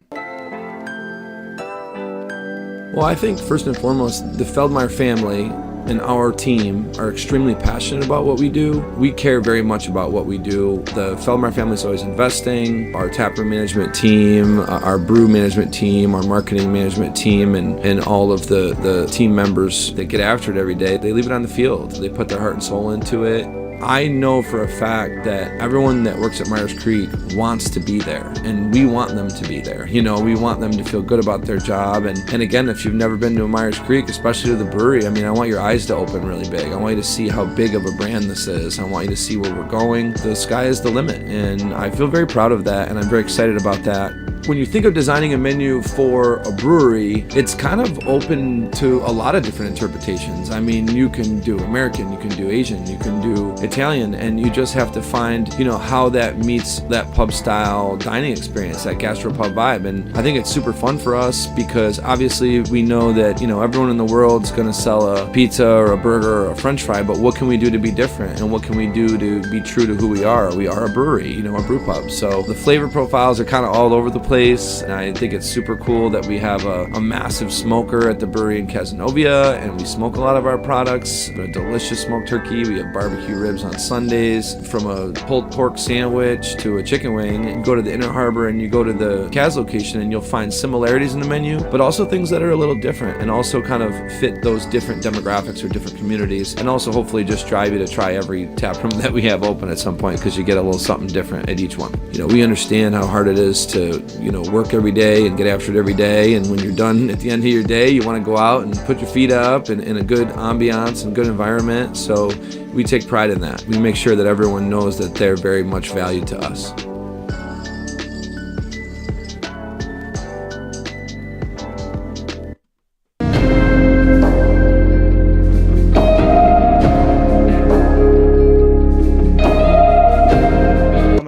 Fast break inside the Great Lakes Honda City Studios. Great Lakes Honda City coming to you on 7140 Henry Clay Boulevard in Liverpool, New York. For sales and service, you can get in touch with them Monday through Saturday, and of course you can go online anytime to greatlakeshondacity.com for new and used vehicles, and of course to buy and to lease. We are here picture in picture with Will Nixon. I've gotten to know Will over the last couple of years. He started in Washington with the Huskies, and Michael Penix Jr., who's now in the NFL as a quarterback for the Atlanta Falcons. And then he moved on to Syracuse and was there with Kyle McCord last season. This season, Steve Angeli and a bunch of quarterbacks that had to fill in when Steve went down. He's in the 2026 NFL Draft, and he's here on Wake Up Call. Will, how are you? I'm good. How are you doing? I'm doing well, man. And kind of first and foremost, I mean, you and I were talking about this off the air, but, you know, there was the thought that you had another season, an opportunity for some more eligibility. Bring me into the why of that. Like, when you applied to the NCAA to grant you another year of eligibility, what information did you give them that you thought could get you that year? So I tore my ACL off the bat in 2020 at my first school in Nebraska. My first month of college, and then my fifth year of college at Syracuse, I tore my foot, which was last year. So you thought that, you know, obviously you have a redshirt season, but you thought that you could apply for a medical redshirt because of that hardship and that they would give you another season? Yeah, yes, sir. So did the NCAA approve it? Yes, sir. It did get approved, but I decided anyways it's best to, take my shot to the NFL. So bring me into that. You apply when you applied for the waiver, obviously you were keeping an option open. Where were you at that point when you applied to the NCAA waiver for the medical redshirt to gain another year of eligibility to be able to play in 2026?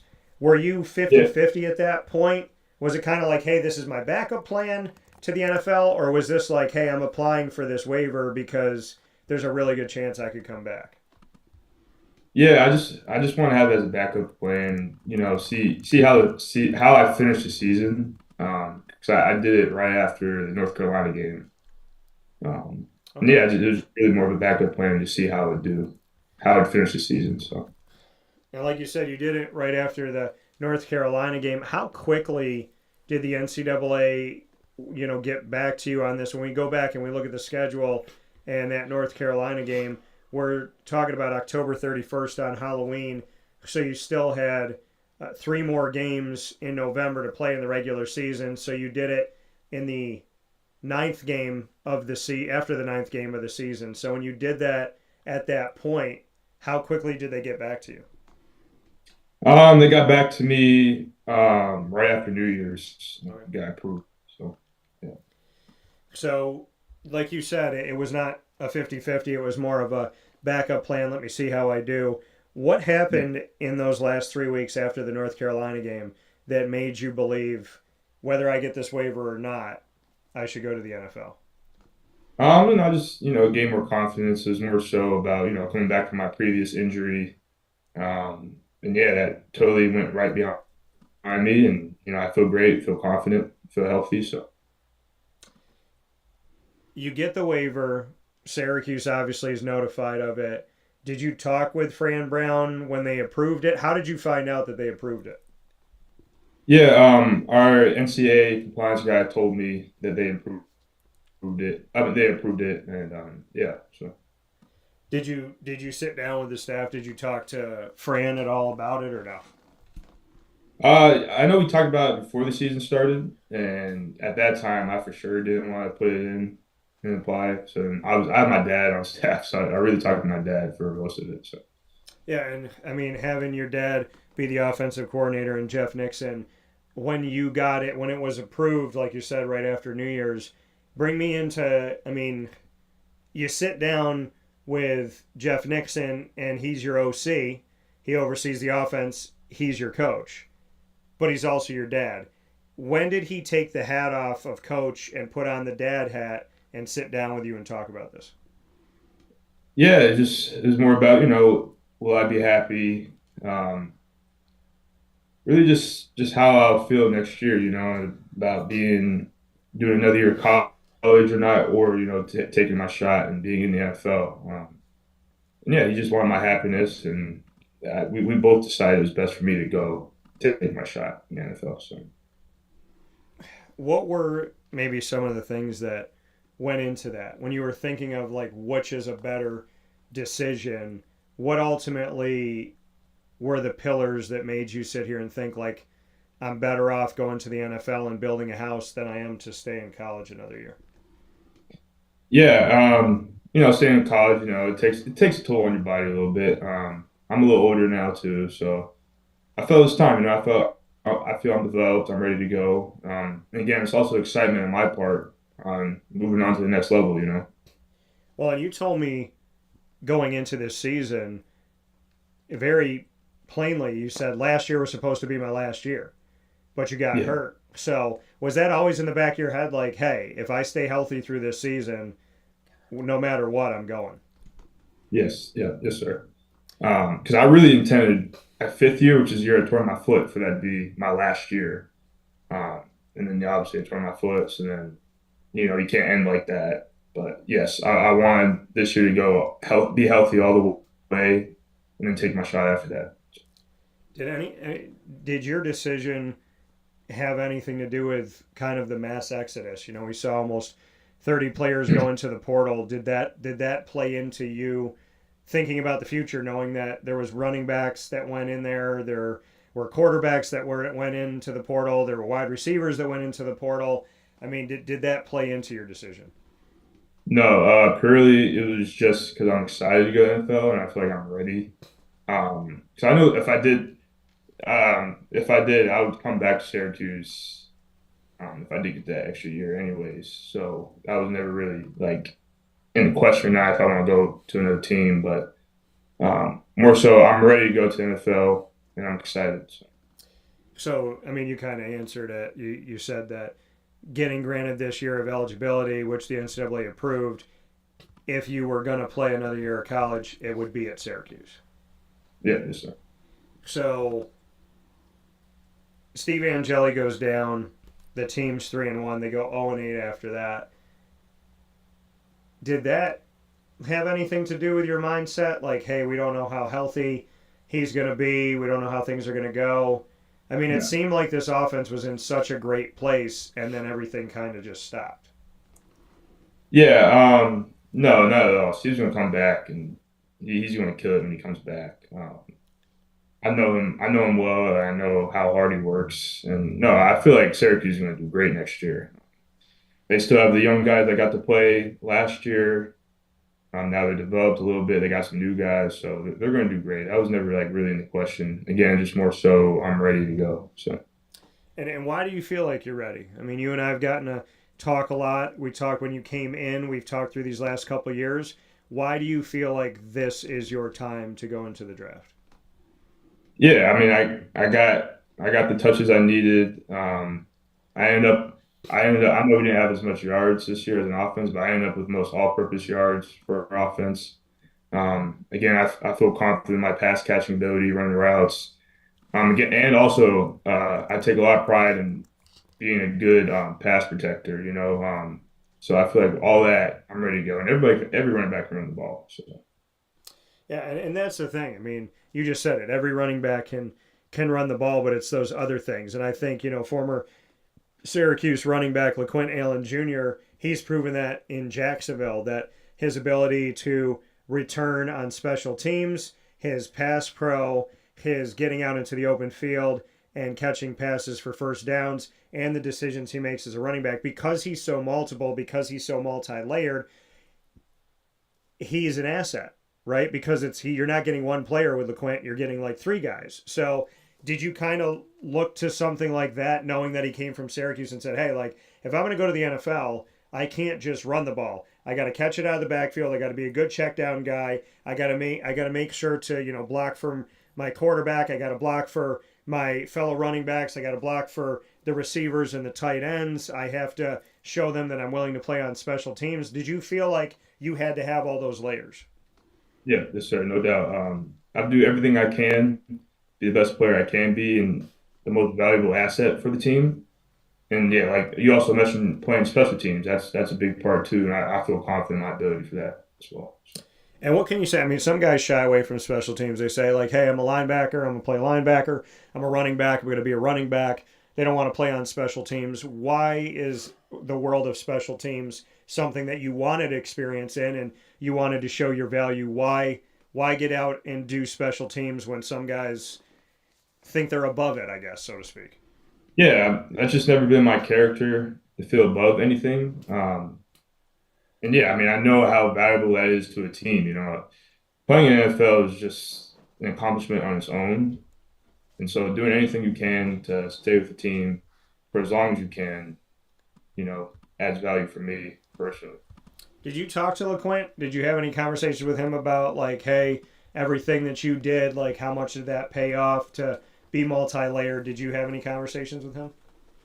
Yeah, here and there. More so earlier in the season, he'll come down and I'll say, "What's up, man? How are you doing?" And we'll talk about it a little bit. But I hear he's done great things in Jacksonville. One of the best pass blockers right now in the game. So I'm proud of him, happy for him, and I need to also try to replicate that in my game as well. So. Yeah, and you talk about being able to catch out of the backfield. In your first season, which is in Nebraska 2021, 2 seasons at Washington, 2 seasons at Syracuse, when we go back and we look at this, your receptions from Nebraska in 2 seasons at Washington and 1 season at Syracuse, if you add all those together in those 4 years, you had 25 catches. This past season, you had 26. So you eclipsed what you did in the first 4 years in this past season alone. Why do you feel like you've gotten so much better catching out of the backfield?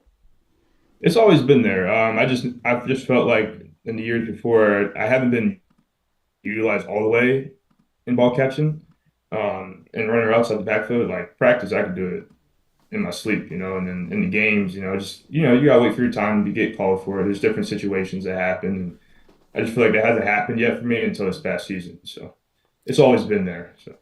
Yeah, and you say it's always been there, but maybe you haven't been utilized. Is that a conversation that you have with your OC, be it your dad or, be it, who you had at Washington and Nebraska? I mean, do you have that conversation with the quarterback? Do you have it with the offensive coordinator to say, like, hey, just so you know, like, I'm here to catch passes. I'm here to be a check down guy. Like, I'll do whatever you need. Have you had to speak up, so to speak? No, not really, actually. So Steve, though, would always come up to me and be like, "Hey, you got this check down here? You good here?" I'd be like, "Yeah, man, I'm ready to go. Just throw it to me whenever, And he'd always, he loved his check down, so I feel like that was kind of a big part of it for me. I know he got hurt early, but I think I got most of my catches early in the season.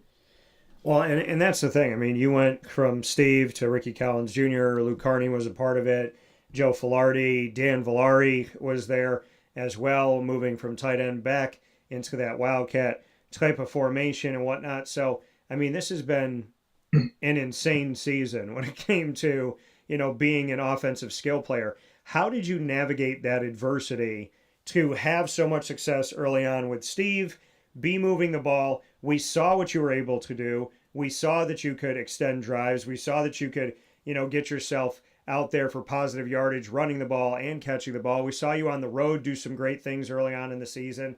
Then Steve goes down.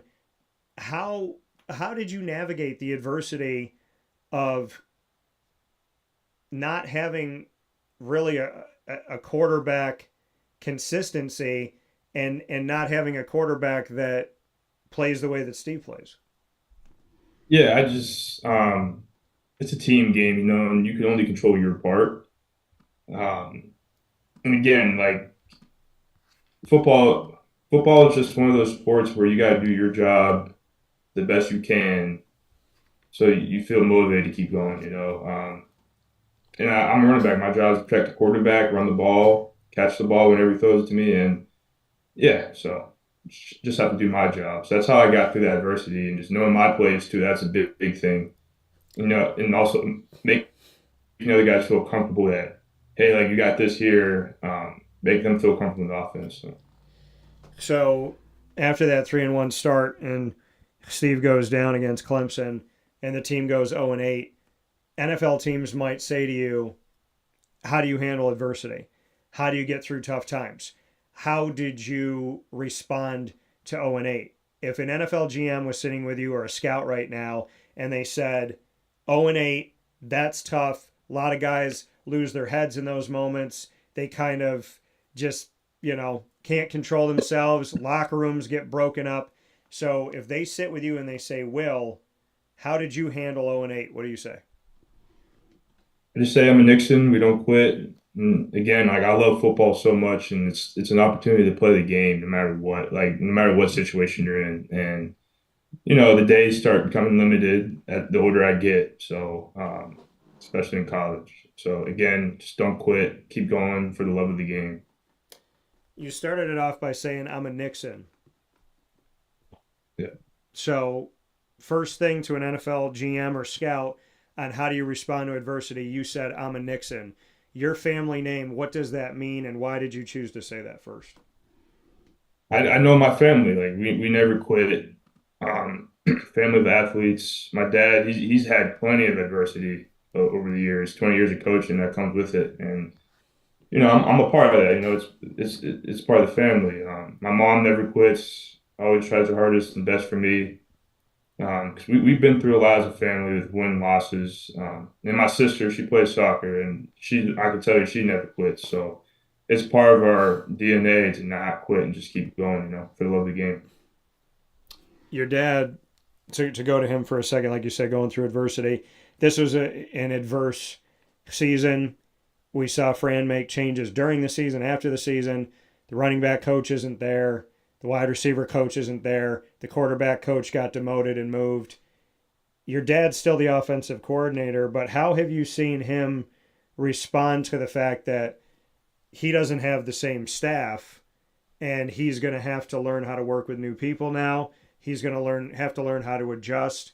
You said Nixons don't quit. So what have you seen out of your father? As we know, something in life has changed and change is inevitable. How have you seen him respond to that? Just by working. He works really hard, watches tons of film. He's always working, and that's something I try to take from my father and being the best I can, being controlling my part again. And by doing that is just putting in the work. Will Nixon here with us, Washington and Syracuse, running back alum, 2026 NFL draft prospect. Your guy Malachi James has done an exclusive with me, first interview since committing to Eastern Michigan. He has spoken very highly of you. So I'm going to flip it to you and say, what does Eastern Michigan get in Malachi James? They get a very smart kid. He's really intelligent and has high football IQ, great athlete, really fast. Everybody knows how fast he is. Quick, and he's going to give it his all. You know, he's not scared to play the game, and he's a tough guy. So, is there anybody? And I want you to be honest about this. Well, I want you to be honest about everything, of course, but don't, because he's your friend. I want you to tell the truth here. Is he the fastest player you've ever seen? Yeah, he is. I remember my first player run practice. I think it was like my second day in Syracuse. He took a sweep. Yeah, because usually I think of myself as a fast guy. I've seen some fast guys, and I was like, man, this kid's fast. I was like, what was he running again in the 100? You know, so yeah, he's the fastest football player I've seen. Well, and you and I, going into the 2025-26 season, did an interview, and your quote was that he was like the fastest man alive. And his dad shared it, he shared it, and all of that. And so I know he definitely appreciates it. Do you feel like there's something lost since he went through adversity and injury, you went through adversity and injury? What do you look back and wish that you and Malachi could have had time together on the field? Yeah, for sure. We had a lot of time together off the field, and that's where like we really created our bond, you know, and just talked about, you know, injuries and getting past it. Mentally too, it's tough because you just want to be out there playing football. But yeah, I wish we got to be together on the field. You know, it'd just be a cool experience. You want to be out there with like one of your best friends on the team. So. And Will, I mean, like you said, going through adversity, it was tough because last year, you know, there was high hopes. You coming from Washington and being in that offense, and I just felt like we lost something. You know, Syracuse not having you, it was like, well, what could this have been? And then this year you come in and you're healthy, but then the quarterback goes down. So, I mean, how do you look at that? You know, how do you kind of pray about it, reflect on it, look up at God? I mean, when you're sitting in silence with yourself and you say, I came to form a new chapter in Syracuse. First season, I'm doing well. I get hurt. Second season, I'm doing well. The quarterback gets hurt. How do you reflect on that? Yeah, it's actually funny. So like in my decision, I mean, I prayed to God, and I felt like I thought about that too and talked to God about it. I feel like there's a sign from God, like, hey, like you're done with college. You know, college is not for you anymore. Like, go take your shot in the NFL. That's where you belong. And yeah, so I mean, I've accomplished what I wanted to accomplish in college. I got to play a good amount of games. I got to play in the national championship. You know, been on some good teams. So I'm blessed. I got to play for my dad too. Not a lot of people get to say that. So yeah, I just feel like again thinking of like, all right, I got hurt. Syracuse does really good, and now I'm playing, and someone else gets hurt, and you don't do very well. I just felt that as a sign from God, like, hey, college isn't for you anymore. You know, take your shot. So. Yeah, I mean, we've talked about the fact that you played for your father. You know, I've talked to people before, and you know, I'm thinking about Liverpool High School right here in Central New York, where Joe Sindoni's the coach, and John Sindoni, his son, has been the quarterback for multiple seasons, and going through that together. What is that give and take like? Does your dad seem like, is he good about taking off coach hat, putting on the dad hat? Is he able to function back and forth? Are you able to positively take off player hat to son hat? Like, how have you both navigated doing something which is amazing, which is get to be on the same team and you play and him coach and you get to be together, which you said is so rare, and it is. But then there's that other side of it of sometimes coaches are harder on their kids. Sometimes it's harder to listen. when, because you feel like maybe they're singling you out or it's just weird, or, you go home and you kind of struggle with it. So how have you and your dad navigated this unique world of being father and son and then being coach and student athlete? Yeah, it's hard to tell you. It felt so natural. It's hard to tell you, you know. He's always been tough on me my whole life. He was really tough on me when I was playing for him, and it felt really natural to play for him because I could talk to him on any level as a son player, and he could talk to me as a coach or dad, you know. Um, and yeah, it just felt so natural. It's just hard to kind of describe to you how that felt, you know. Yeah, and I mean having that relationship, you'll take it with you forever. Is it bitter like when you sat down with your dad, with Jeff Nixon, the Syracuse offensive coordinator, and you had this conversation like, here it is. It's right after the new year in 2026. NCAA approves my waiver. So now I have a real decision. It's not a do I have it, don't I? Like it's not like I'm going to the NFL because I don't have this waiver. It's I could go either way. So when you sit down with your family and you have this discussion, how hard was it to look at your dad and be like, this might be the last time we get to do this thing together? Yeah, we talked on the phone about it. I was away kind of like when I made my final decision. Um, we just talked on the phone and we had a good conversation. He also felt too. It was my time to go to NFL, and that kind of played too on how he thought for me also. But the fact that we agreed on it makes me feel very confident in my decision. Yeah. So. And your dad has plenty of experience in the NFL. So he knows the talent that's there. When he puts on the coach hat and not the dad hat, and he assesses Will Nixon, what has he said to you about why he thinks you can make an NFL roster, having coached NFL players? Yeah. First and foremost, he told me want to be able to catch the ball, very important, running good routes, and then also pass blocking is huge. He told me like everything that most people don't think of as a running back. He told me is like pretty important, you know, and also knowing all my plays. Like I'm confident to say I'm a very smart football player. Of course, son of a coach, but yeah, that's what he told me point blank, and he told me the things I got to work on too, which I'll just keep it between me and him, but. Um, Yeah, he also just as a coach feels confident in me going to the NFL. So So you feel like you're ready. You feel like it's time. Let's go back to the GM and the scout. They're sitting here with us. They say, Will Nixon, we're looking at 100 running backs. We're looking at guys that are in the league already. We're looking at rookies. We're looking at overseas players. Why you? yeah, I'm gonna do my job every day. Never gonna be late. I'm gonna be a mature guy. I can guarantee you I'm one of the smartest running backs in the NFL. In the NFL, and again, I'll get my job done no matter how much it takes. So You talked about the IQ. You said, you believe that you would be one of the smartest running backs in the NFL.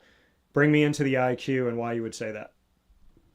yeah, I mean, I just I know my plays won't make limited mistakes. Not everybody's perfect, but and I could also teach anybody the offense on a level that a coach can. Um, and I'm very confident to say that. So, And how, I mean, how does that come about? Is that because being the son of a coach, you've just watched him do it and learned from him and emulated it? Why do you feel like you can teach a fellow player in a way that a coach would teach a player? yeah, of course, it's in my DNA. I'm son of a coach. Yeah. So, Being in the NFL, having that opportunity, it's something you dream about. It's something you think about when you're a little kid. You're out in the backyard running with a football. Your dad's there, your mom's there, family's there, your sister's there, and you're running, you're spinning, you're picturing what it would look like. Do you remember the first moment that you had a football in your hands, maybe a helmet on your head, maybe not, where you envisioned yourself on an NFL field when you were out at some park or your backyard? Do you remember that? Yeah, I do it all the time in my house. Specifically, I want to say I was in Pennsylvania at the time. It's probably like 7. And, I get to see a lot of guys that my dad has coached. And, I try to imagine I'm like playing with them on a team and, catching the game winning touchdown so. Yeah. Was it always running back or was there something else? No, so really, I wanted to be a quarterback, honestly. I played baseball. Baseball is my first sport. But, yeah, I just couldn't do it. I don't know. I was like 8 on a Pee Wee team. You got to get the ball from the center, and I just couldn't do it. Didn't want to. So then, get moved to running back, just hand the athletic kid the ball and, just did my thing. So you wanted to play quarterback, you shifted to running back. When did that shift happen? Yeah, like right around 8 years old. Right around 8. So what was it? You were like, you tried to do it and a coach was like, hey, let's see you at running back? Or did you just kind of fall in love with the running back position? Like, how did it happen that you went from quarterback to running back? Yeah, there's more so, the football's kind of big in kids' hands. And, like when you're in Pee Wee, you got to hand the ball most of the time. I just feel like I didn't want to do that. No. So you're sitting there in Pee Wee football going like, if I got to hand the ball off this whole time, I'd rather be the one they hand it to than the one that's handing it.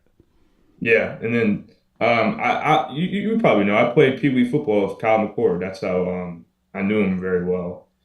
Yeah, growing up in Jersey.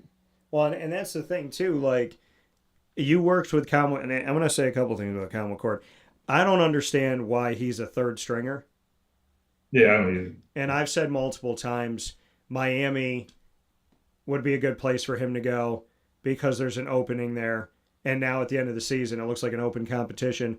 I said New Orleans would be a good place for him to go because that's an open competition and they don't have just one quarterback. And they showed that this year. I think Cleveland is still trying to figure things out.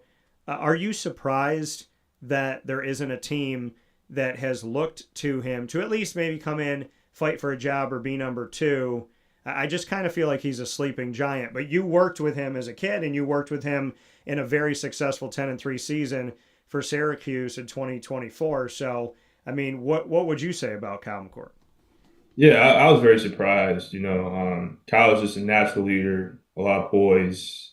Just gets the job done, works hard, knows everything a quarterback should know. And yeah, I was very surprised. Going back and looking at your time at Washington, like you said, you played for a national championship. The Washington Huskies made it to the national championship back in 2023-24, and you caught 3 passes out of the backfield, ran the ball a couple times in the game with the Washington Huskies in the game against the Michigan Wolverines. It was your only loss of the season. That season was the national championship. You finished 14-1 on the season. Despite not winning the national championship, very few colleges as full institutions, let alone football programs, let alone individual players, can say that they ever went to the college football playoff or made it to the national championship. So despite the loss, what can you say about the experience of at the time being in the 14 playoff, getting a victory, advancing to the national championship, and knowing that you are one of 2 teams of over 130 that were left standing?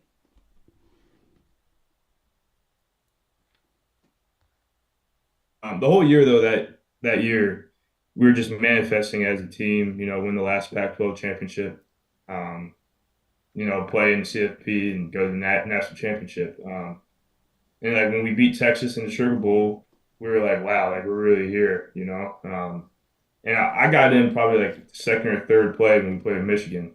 And even I don't really get nervous for games. Yeah. But I was just looking around like, man, like, it doesn't feel real. Like, I'm really here right now, It was a cool experience. Even though we lost, I'm blessed to say I've got to play in the national championship, and get to be part of that team. Yeah, I mean, and I'm looking at the guys that you played with. You played with Michael Penix Jr., Roma Dunze, Jalen Polk, Jalen McMillan. I mean, these are NFL guys. So what did that experience teach you now that you reflect on it, hindsight 2020, like those guys made it to the NFL, are playing in the NFL. You know, in the case of a Roma Dunze, he's a number one guy when it comes to receiving. So when you reflect on working with them at Washington, how did that prepare you for what's coming up in the 2026 NFL draft? And they made it. Why should you be a part of this? I mean, what is it about being with that caliber of player that you feel like, hey, it's not like I played with them and they're up here and I'm down here. Like, I'm right there with them. Like, what can you say about being in the locker room with those guys, being on the field with them, and what it says about you and why Washington brought you in? Yeah, those guys were something special, you know, and they had a lot of confidence in themselves, you know, in a good way. You know, like, hey, I'm gonna make this play. I'm gonna be one of the best out there, and I feel like taking that kind of like personality from them, like that confidence that they have. I feel like I got that in my last 3 weeks. Like, hey, like, I could compete with anybody, you know. And, yeah, those guys were special. They worked hard, knew all the plays, mature, always showed up on time. So, Have you picked any of their brains, like any of the guys that have gone to the NFL, be it from Washington or Syracuse, like Kyle McCord or you know, Rondé Gadsden the second, Marlo Wax Jr., Justin Barron? You know, there's a bunch of guys, Cinco Clark and whatnot. I know we talked about LeQuint. Like, have you spoken with some of your Washington and or Syracuse teammates about the NFL? yeah, no, more so just congratulating them, you know, like after a game or, you know, just sending a text like, hey, like, that was a great game. You know, I feel like I've been around it a lot. Got to talk to my dad, which is a great source about how the NFL is. I got to sit in some of those meetings before when I was, you know, in middle school, high school, you know, just to be around my dad. So I feel like I have a good knowledge about how the NFL is. But yeah, no, more so just, you know, congratulating those guys and, you know, not trying to be too like um, asking them so much questions, you know. I just more so just giving them congrats, you know. Well, like you said, I mean, being around your dad and him spending so many years in the NFL, you have the experience of seeing what it's like and him analyzing and, you know, critically taking an eye to the talent that they might bring onto a roster. So what have you, like, through the eyes of your father and through those experiences with your father, what have you learned about the business of the NFL? Yeah, one thing I have learned it's a tough business. Guys come and go, and I'm aware of that. And you gotta work hard. You know, everybody's talented. Everybody can, you know, play their position very well. It's just more so doing the little things right, and that's why I feel confident in myself. So. And Joe, right before we jump into rapid fire, Will, doing the little things right. What are some of the little things that you think are the big things? Yeah, just being disciplined, showing up on time, knowing all your plays, playing special teams, and just being a good teammate, and being coachable as well. So with that being said, Will Nixon here with us, Washington and Syracuse running back alum, 2026 NFL draft prospect, here on Wake Up Call with Dan Tortora inside the Great Lakes Honda City Studios. Will and I have gotten to know each other over the past couple of years. It's now time to play rapid fire. Let's enjoy this, Will, because players never get to ask the questions. You will ask the first question. I will ask the second. We'll go back and forth. You can ask any topic, any question. What do you got? All right, what's your favorite movie? Man, I love movies. Love movies, love going to the movies. Screenwriting is something I'm really passionate about, and I'm going to be doing more of that here in 2026. So it's so tough. Oh, man, my favorite movie. I'm trying to think of one that I could watch like over and over and never get sick of. I would say I really like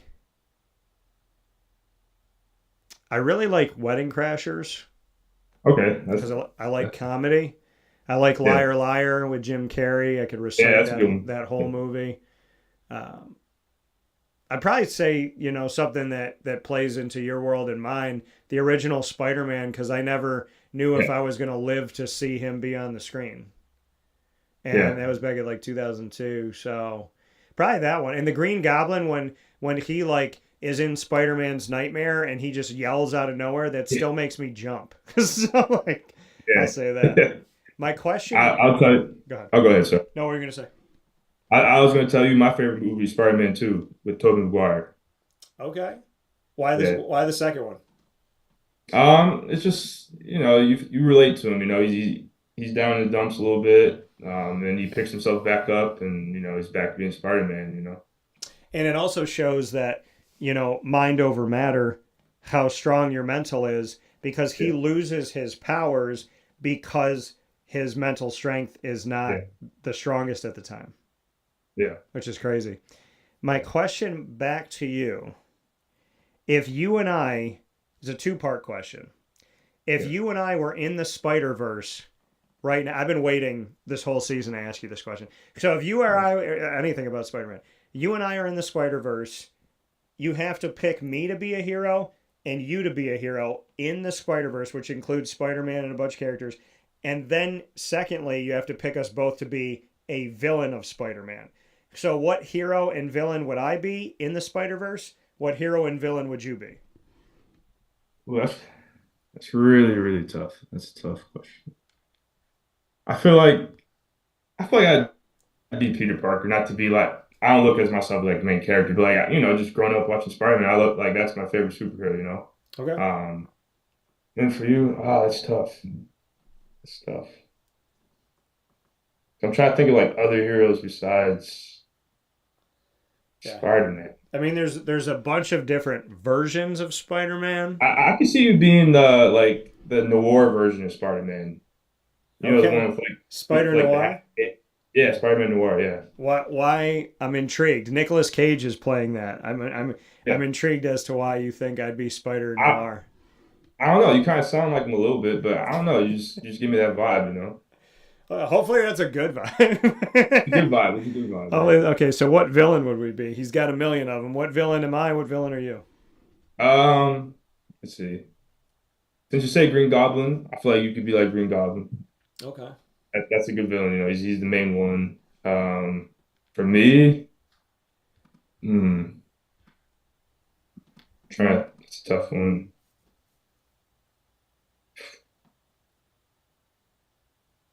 Maybe like Sandman. I mean, I always thought it was cool that he could like morph his body, and take, kind of be any kind of shape he can. Okay. Yeah. I thought he was the more powerful villain too, watching that whole trilogy. Yeah, he definitely is, because him and Hydro Man can use, essentially the earth for Sandman and water for Hydro Man, become as big as they want to be, change themselves into things and whatnot. My favorite hero, villain, anti-hero is Venom. Oh, yeah. So, yo, Venom is tough. I actually have a Venom shirt somewhere over here, but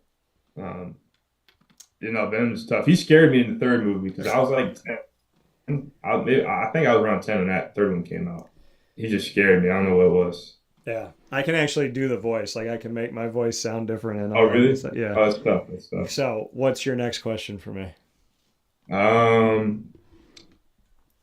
You said you worked on keeping the Spider-Man. You said you worked on Amazing. You were like a background on Amazing Spider-Man 2? Yeah, I was a background extra in the Amazing Spider-Man 2 with Andrew Garfield. The chase scene with Paul Giamatti, it's like 13 minutes in, when they're trying to steal all the whatever is in those vials. Like yellow liquid. Yeah, the yellow liquid, and the NYPD vehicles all crash into the 18-wheeler, and I come out of the side of that. I come out of the alleyway with like 5 other guys. So what was your question? How long did that process take? Like, were you like as a background guy, like were you just there for like a few minutes or? Now, I was there for 6 days. Wow. I was in Rochester on Main Street, and I actually have, I think I can show this because the statute of limitations, but I have let's see here. Yeah. So I have it here in the studio.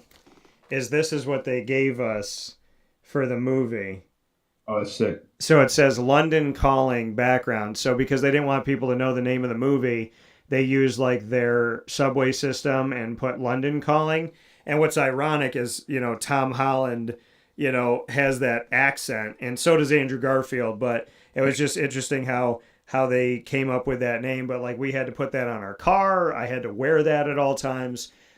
It was a great experience. It was 6 days I was there. 5 days I was on set, and I did all kinds of things on the set, all types of crazy stuff. I had to pretend this one girl was my girlfriend, protect her. I had to protect another woman from like getting shot and getting her out of the way. I was right in front of the camera where the 18-wheeler almost hit me. And then of all the things I got to do and all the acrobatic stuff, and I ended the scene that they took, the version of it is me walking out of the alley and looking to my right. But I did make it. I am in the movie, so yeah. My question back to you: rank the 3 Spider-Man actors, number 1 the best to 3 the one that you're not quite fond of. So I really appreciate all of them. I'm just a Spider-Man fan. I feel like they all have their own different quirks. But if I had to rank Tobey Maguire because he's original, Okay. I really like Tom Holland's Spider-Man. I've really liked it over the years, and then Andrew Garfield. But it's a very close ranking. Okay. I appreciate them all. Okay. All right. What's your last question for me? You said you're in screenwriting. Have you written anything? Any like movie ideas or? Yeah, and ironically, but when I was in college, Spider-Man 3 hadn't come out yet with Tobey Maguire. And my teacher, may he rest in peace in heaven, Jay Hammerin, I met with him and I said, I kind of feel like I need to do this. I feel like I need to write this. And I wrote 88 pages of Spider-Man 3 of what I would have done with Tobey Maguire's story. And it was different than the movie. Ironically, there was a couple things that were the same that actually, and I wrote this before the movie came out, and there were things that happened in the movie that I had written in mine, which was crazy. That is crazy. But I wrote who I would cast as each of my main actors. I wrote, kind of the essence of the movie, and then I wrote 88 pages of the script. I had people read the script that knew nothing about Spider-Man, that were so excited, that wanted to know when I was going to write more. My dad read my treatment for the movie, and he was like, I don't know anything about Spider-Man, and I would watch this movie. And then people went to see the movie, and everyone that saw the movie that knew my version of it, they all said to me, I wish that they had made yours instead of the one that they made. So I am actually in the process of writing an all-new Spider-Man tale that completely, it shows Spider-Man in a way that we've never seen him on screen, and I'm going to break him in order to build him back up again. And it's going to tie in all these storylines that have been left open, and it's going to lead into a lot of other stories. And I just feel like I have to just write it. And I talked to a avid Spider-Man fan that owns a comic book shop. Shout out to Matt Milburn of PBKW and Cornelius right outside of Charlotte. They're our studio partner for Superpowered Pop, my entertainment show. And he told me to write it.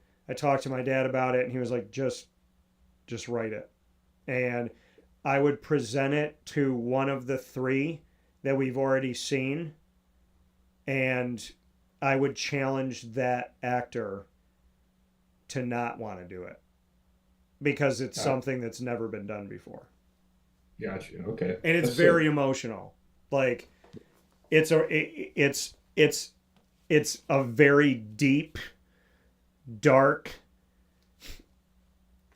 kind of suffocating, then romantic, helpful, beautiful. There's twists and turns to it, but it's such an emotional thing. And it's funny because I thought about this specific actor, and then I watched a different movie that he did that has nothing to do with Spider-Man. And right after I watched the movie, I had tears in my eyes, and I was like, I have to get him. Yeah. Like he has to be the one that does this. Yeah. So, okay. but yeah, so stay tuned. if Yeah, God yeah. wills it, it'll be done, I right? mean, So yeah. I got to Even do if the it work. ever comes out or gets Yeah. in development, it'll be sick. Yeah, no, I'd love to do it. My Who's last the main villain? in mine Yeah, share it. It's okay if you can't. in the beginning, Spider-Man Okay, gotcha. Okay, in his own way. gotcha. He's broken. He's lost, and he can't seem to answer his own questions. So he finds himself in a place where he doesn't know if he can survive his own existence. Gotcha. And it's very emotional. But I promise that it ends really good.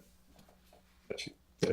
My question back to you is, if I cast you to be in my Spider-Man movie and you can't play Spider-Man, what would you want to play? Okay, I'm not a good actor, but I would love to be a stuntman in any way. Okay. Kind of help with that, yeah.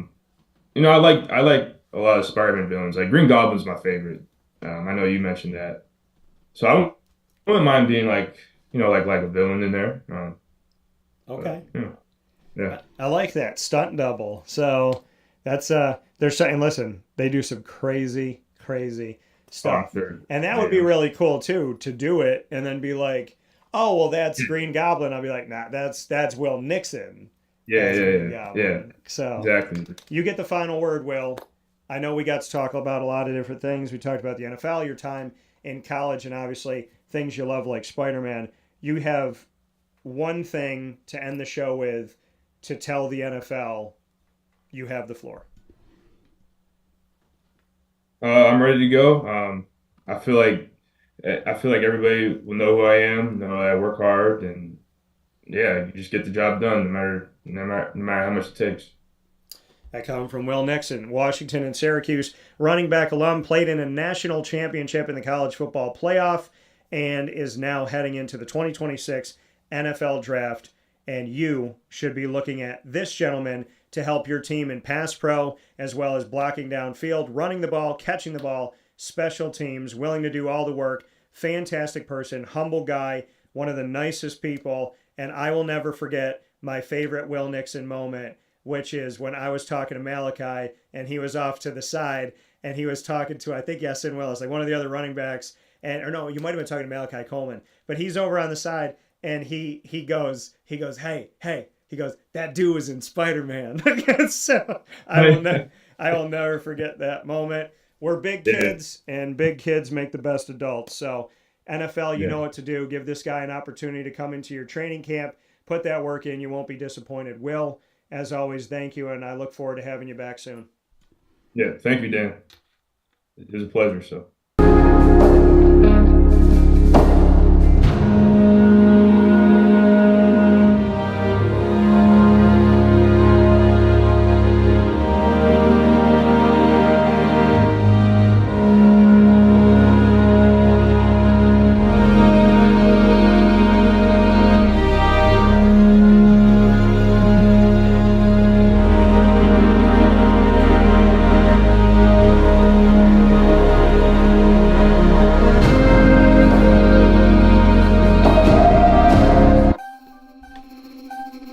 This is Jim Dispenza, owner of Game Point Sports Complex. You hear the same story across any sport that kids play and any sport that adults play. There's never enough places to play. That was definitely true with volleyball, definitely true with basketball. Could be cheerleading, it could be field hockey, which is what we're seeing now. Every sport has a lack of places to play, and I think Syracuse in particular is a place where it's really bad. Despite the fact that we've got a lot of athletic talent around here, We just seem to have not enough places for people to play, and they're going to different places. They're going to Rochester, they're going to, Buffalo. They're going all different places because we don't have a place here, and I felt like that should change. This was a long project from planning all the way through execution to opening the doors. A lot of work went into it, obviously, a lot of money, a lot of resources, and the dream always was kids being in the gym, having a good time. And I've always felt like sports is the most unfiltered joy that you can observe with people, that people can experience, because it is fun, it is a sense of accomplishment, it's all of that wrapped into one thing. And so watching kids going up and down the court with big smiles on their faces has been just amazing experience. I'm looking forward to years to come of that same thing. We've taken the time to invest in multiple sports, and then what we're finding is the mere fact that we have a large, clean, well-lit space has opened a lot more doors for us beyond basketball, volleyball, pickleball. Now we're having some interest from cheerleading. We've got girls field hockey coming in, and then also there's quite a bit of room for spectators. We've got bleachers, we've got benches, we've got a concession lounge where people can get food and drinks. We're going to have multiple sports going at the same time, using every square inch of this place for what it was conceived for, which is basically people to come in, have a good time in the sport that they prefer. We manage each situation differently. Everybody has different ability to afford different things. Some are bringing 10, 15 people, some are just 2 people. I've had a lot of situations where it's a father shooting around with his son, it's a mother playing pickleball with her daughter or with her son, and then those situations come up and we work with people, and that's allowed us to have groups from 2 people up to 30 people and have some flexible pricing behind it. We're an organization that is here to work with the community any way we can, and I guess part of it is just making sure that we have the flexibility to put together a plan that makes sense regardless of the size of your group. So in order to book time, the best option is to go to our website, gamepointsports-syr.com. You can click from there and sign up for events, sign up for your own particular training, sign up for birthday parties, all of that.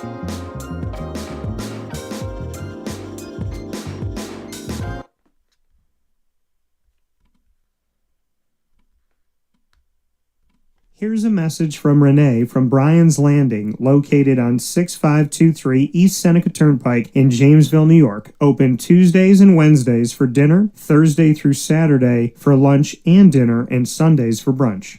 It's a lot like the way that my mom and dad ran their restaurant. We have put in place a lot of people that are family to us, very similar to how my dad hired people that were family to him. And then the tradition I'm carrying on is a lot of the items that are on our menu are my dad's. And he taught our chefs how to recreate his dishes. So I think that Tommy McNerney, who our executive chef is, to him it is an art. And I think that when he does create a dish, it's not just about making the food taste delicious, what is definitely our priority, but it's an art to him, and it's almost like his canvas on a plate where he just wants the colors to look great, and people love it because he takes pride in that. And Bryan and I appreciate that. We want it to obviously look good and taste good.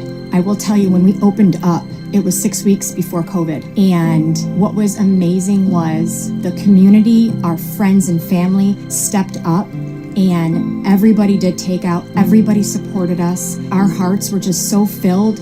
So to Bryan and I, obviously our friends come all the time, and we just have repeat customers in Jamesville, and I think people going to our previous restaurant in Green Lakes are making the trip to come to Bryan's Landing to support us.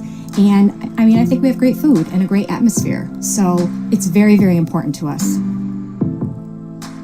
Head to Bryan's Landing, located on 6523 East Seneca Turnpike in Jamesville, New York, where memories have become recipes that are now meals to share with you. Tuesdays and Wednesdays for dinner, Thursday through Saturday for lunch and dinner, and on Sundays for brunch.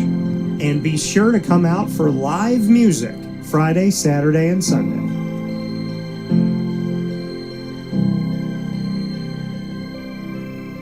Life gets busy, and sometimes that means us running around. So Canine Camp Dog Daycare offers you an opportunity to give your dog a place to stay while you take care of what you need to throughout the day. Canine Camp Dog Daycare is located on 228 Old Bridge Street in East Syracuse, New York. You can see it from the highway, and it's just off of Erie Boulevard across from BJ's Wholesale Club.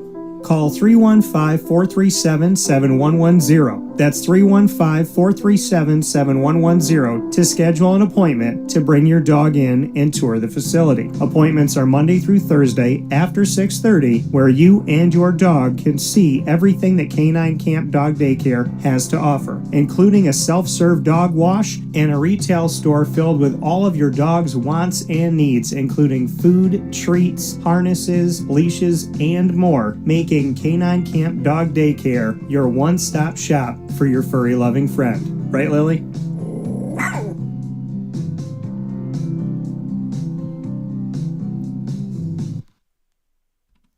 Avicoli's restaurant, located on 7839 Oswego Road in Liverpool, New York, has been serving our community for decades. Your place to go for home cooking on the corner of Route 57 and Wetzel Road is just minutes from Liverpool High School. And every single month, Wake Up Call with Dan Tortora is on site, on location, with Liverpool sports, student athletes, coaches, and administration telling their stories throughout the year. We look forward to seeing you on site at Avicoli's for their casual pizza side, their fine dining, as well as their bar. And of course, you can order online at myavicollis.com. That's myavicollis.com. For takeout, delivery, and catering, call 315-622-5100. That's 315-622-5100. Come on in to the neighborhood spot Avicoli's, open 7 days a week in Liverpool, New York.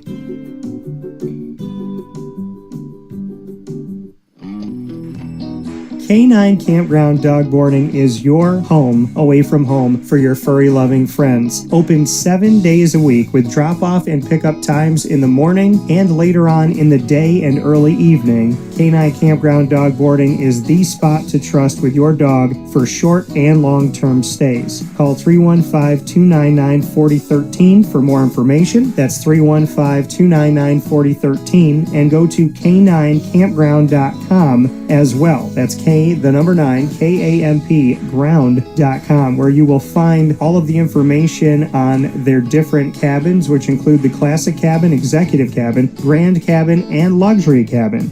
Canine Campground Dog Boarding, where your dog will have indoor and outdoor areas as well as their own private cabin for any size, any breed, as well as dogs with different needs. Dog parents and dogs alike choose Canine Campground Dog Boarding. Isn't that right, Lily?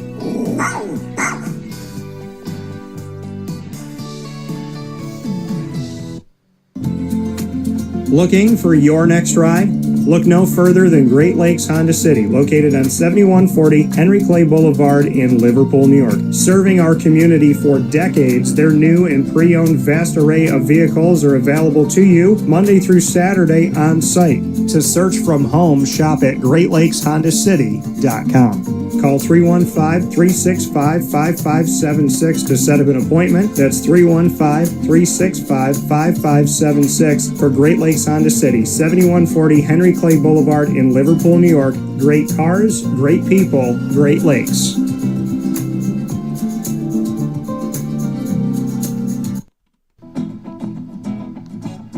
Hi, this is Amy from Mother's Cupboard, home of the whole frittata. We are open daily 6 a.m. to 1:30 p.m. For takeout orders, call 315-432-0942 and tune in to Wake Up Call with Dan Tortora for our monthly food challenge, and try our Wake Up Call signature menu item, available 7 days a week. Here at Mother's Cupboard, we are Central New York, and it's our honor to serve you. Ma and Pa's Kettle Corn and Popcorn Factory remind us that every day is worth celebrating at 201 7th North Street in Liverpool, New York. Open Monday through Saturday in-store and always online at maandpaspopcorn.com. Serving our Central New York community and beyond, order anywhere, anytime at maandpaspopcorn.com. Stop in to get a tin at Ma and Pa's on 201 7th North Street in Liverpool, New York to get your half-price refills for the rest of your life. Come to Ma and Pa's for your holiday gift giving for family, friends, employees, and clients. And remember, for fundraising and events, to call 315-450-6272. That's 315-450-6272. Ma and Pa's Kettle Corn and Popcorn Factory. How corny are you? This is Jimmer Sikowski, owner-operator of Chick-fil-A Cicero, 7916 Brewerton Road in Cicero, right in front of the Home Depot. I had a deep feeling that God wanted me to do something bigger with my life and to help people, help others. I kept putting Chick-fil-A in my life, and I realized as I was going through the franchise selection process that positively impacting the lives of others was really core to what we do here at Chick-fil-A. First of all, it starts with the food. The food is brought in fresh daily. We bring in local produce. We prepare to order in the kitchen. We hand bread our chicken. We hand spin our milkshakes. It's great food. It doesn't taste like fast food. I think the second thing is the way people feel when they come in a Chick-fil-A restaurant. It's different. We try to treat people with intentional kindness here, which is very different and deeper than good customer service. And so I think it feels remarkable for most people to come in a Chick-fil-A restaurant. And then lastly, the impact that we try to have in the community is very different. It's a big part of the expectation of every operator of a Chick-fil-A restaurant is that they're actively engaged in their community, they're a leader in the community, and they're making a difference. When they realize that what we're striving to do is to shine a little light in their life, that's a very, very different experience than you will have in any other quick service restaurant. And it's that remarkable experience that I think people will emotionally connect with.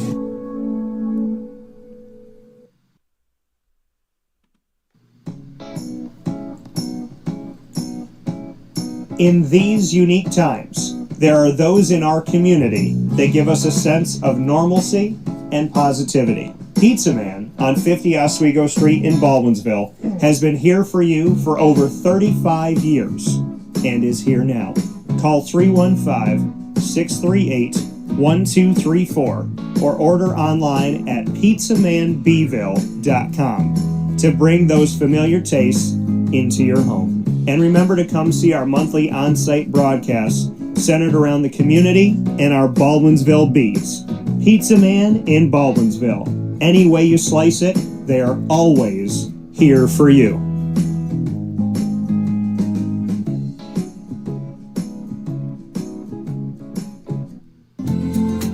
Looking for your next ride? Look no further than Great Lakes Honda City, located on 7140 Henry Clay Boulevard in Liverpool, New York. Serving our community for decades, their new and pre-owned vast array of vehicles are available to you Monday through Saturday on site. To search from home, shop at GreatLakesHondaCity.com. Call 315-365-5576 to set up an appointment. That's 315-365-5576 for Great Lakes Honda City, 7140 Henry Clay Boulevard in Liverpool, New York. Great cars, great people, Great Lakes.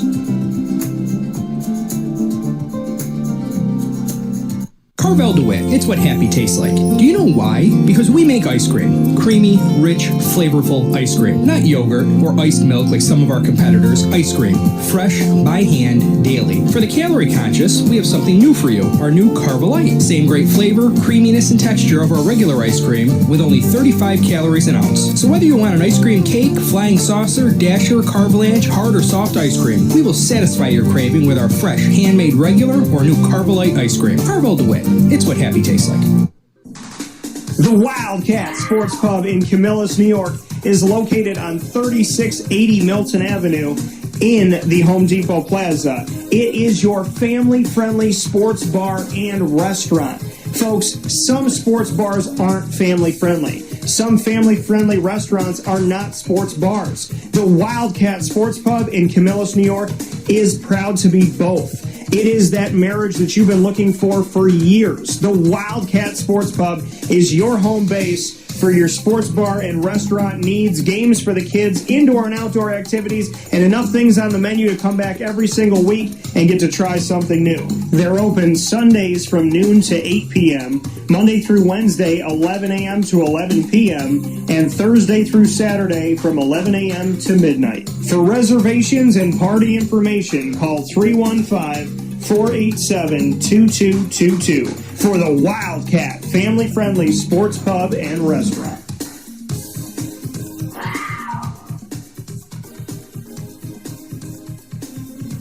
GG Cards and Breaks. Like, comment, subscribe. GG Cards and Breaks coming to you on 639 Delmar Place in Syracuse, New York is your one-stop sports card and trading card shop. Find your way over there Tuesday through Saturday from 10 to 6 and on Sundays from 10 to 5. You'll find singles, packs, boxes, graded cards, and more, including all the supplies you need to protect your cards, travel with your cards, and showcase them. Folks, the trading card community is a really special place. And I am privileged and honored that when I was a little kid, my mom and my grandmas really fanned the flame for this and went out and brought me to places where I could get cards and I could jump into this world. And now, decades later, I still love the world. I still love all of the wonderful things and relationships it's brought me. But I can't say that I've met places that are truly like GG Cards and Breaks. They stand alone. They're special for all the right reasons. They work incredibly hard. They do so many things in the background just to have great product on the shelf, to have every NFL, every NBA, and every MLB team waiting for you. 92 franchises. That extra work, the attention to detail, it's just second to none. GG Cards and Breaks is special. It's unique. And they have shown me that I am not alone in this trading card and sports card community. Go and be a part of their community today at 639 Delmar Place in Syracuse, New York. Open Tuesday through Saturday from 10 to 6, Sundays from 10 to 5. Let them know that DT sent you their way. Big time thanks to Chick-fil-A in DeWitt. Chick-fil-A in DeWitt's got some awesome things going on, including the fact that you can go and get, while supplies last, those signature cups that Chick-fil-A has. They are limited edition. They are hard to get, but you can head over there right now and try to get one, either by going through the drive-thru or going right inside to Chick-fil-A on the corner of Bridge Street and Erie Boulevard. Special, awesome place. You know the Chick-fil-A product is incredible. This is the biggest Chick-fil-A I've ever seen in my entire life.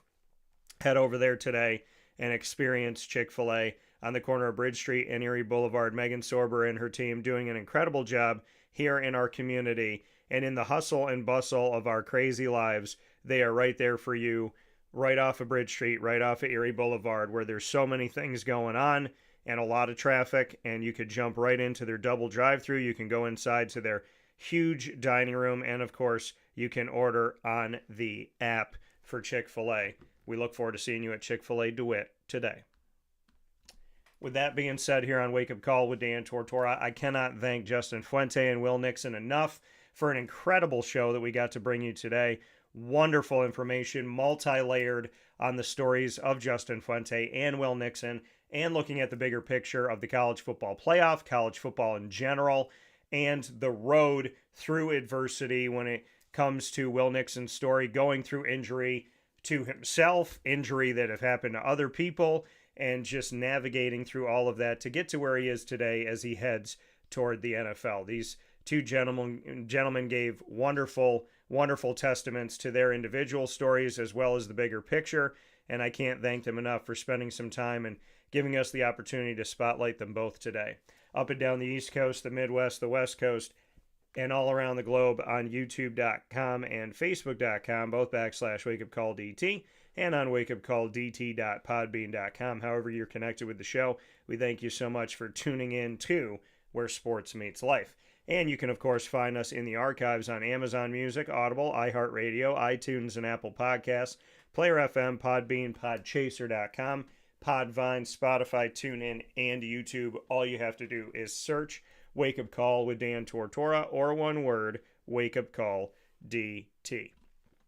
Big time thanks to our wonderful partners in Central and Upstate New York, Great Lakes Honda City, Carvel, DeWitt, the Wildcat Sports Pub, GG Cards and Brakes, Myers Creek with 2 locations, one on the countryside that you could find by going to 33 Rippleton Road in Cazenovia, and one on the city side of things that you can find by going to 720 Van Rensselaer Street in the Syracuse Inner Harbor, of course, in Syracuse, New York. Big time thanks to Brian's Landing, worth the drive out to Beeville every single time. Of course, Ma and Pa's, the snack capital of the world. Don't miss out on Ma and Pa's, igniting your taste buds every single week. And, of course, a big-time thanks to Chick-fil-A Cicero, the first Chick-fil-A in our community of Central New York. Many thanks to Canine Camp Dog Daycare, short-term care for your furry-loving friends, bringing them out to Canine Camp Dog Daycare. A great decision, 228 Old Bridge Street in East Syracuse.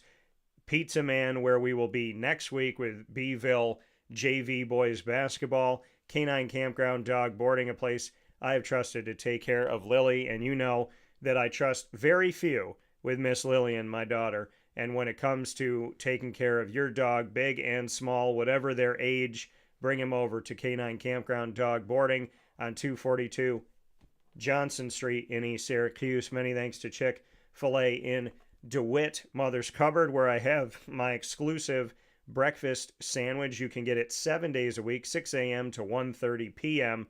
on 3709 James Street in Syracuse, New York. It is bacon, egg, and cheese inside of 2 pieces of French toast. Cut it up and have it with some syrup. Pick it up and eat it like a sandwich every single day at Mother's Cupboard.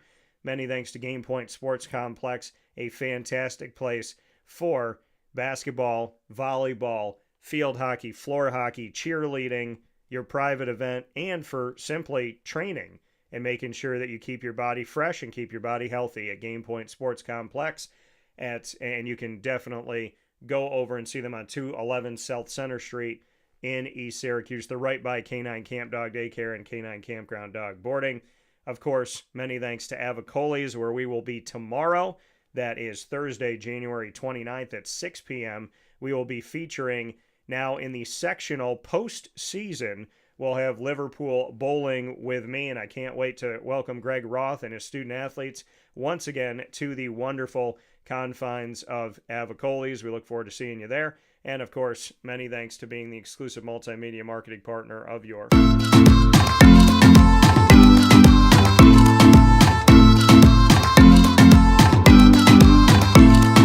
Bryan and Stratton College Bobcats of Syracuse. The Bobcats have been with us for 4 years. You can find all the content by going to youtube.com/wakeupcalldt. Click subscribe, hit the notification bell.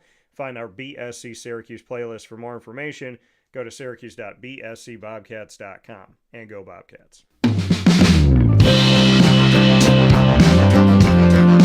The Binghamton University Bearcats call Wake Up Call with Dan Tortora home. You could find the Bearcats every Tuesday, what we call Bearcat Time, 10 a.m. Eastern Time every Tuesday worldwide. And you can find student athletes, coaches, administration, and alumni by going to youtube.com/wakeupcalldt. Click subscribe, hit the notification bell, and find our Binghamton playlist. The Bearcats are also on wakeupcalldt.com's homepage and underneath the exclusive partners tab. For more information, go to binghamtonbearcats.com and go Bearcats.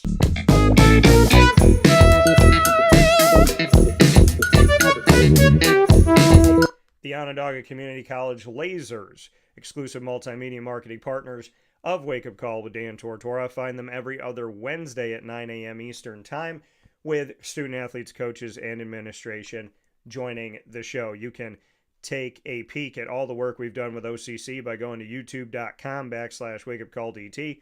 Click subscribe, hit the notification bell, and find our OCC playlist. They will be back on the broadcast this coming Wednesday, a week from today, on February 4th at 9 a.m. Eastern Time. We look forward to that opportunity. For more information, go to onondagalasers.com. With that being said, here on Wake Up Call with Dan Tortora, find us on Facebook at Wake Up Call DT, X at Call DT, and Instagram at wakeupcall_DT. Many thanks to Justin Fuente of the CFP, to Will Nixon of the upcoming 2026 NFL Draft, and to you for being a part of the show. From the Great Lakes Honda City Studios, I say God bless, no stress. Do your best. We'll talk soon.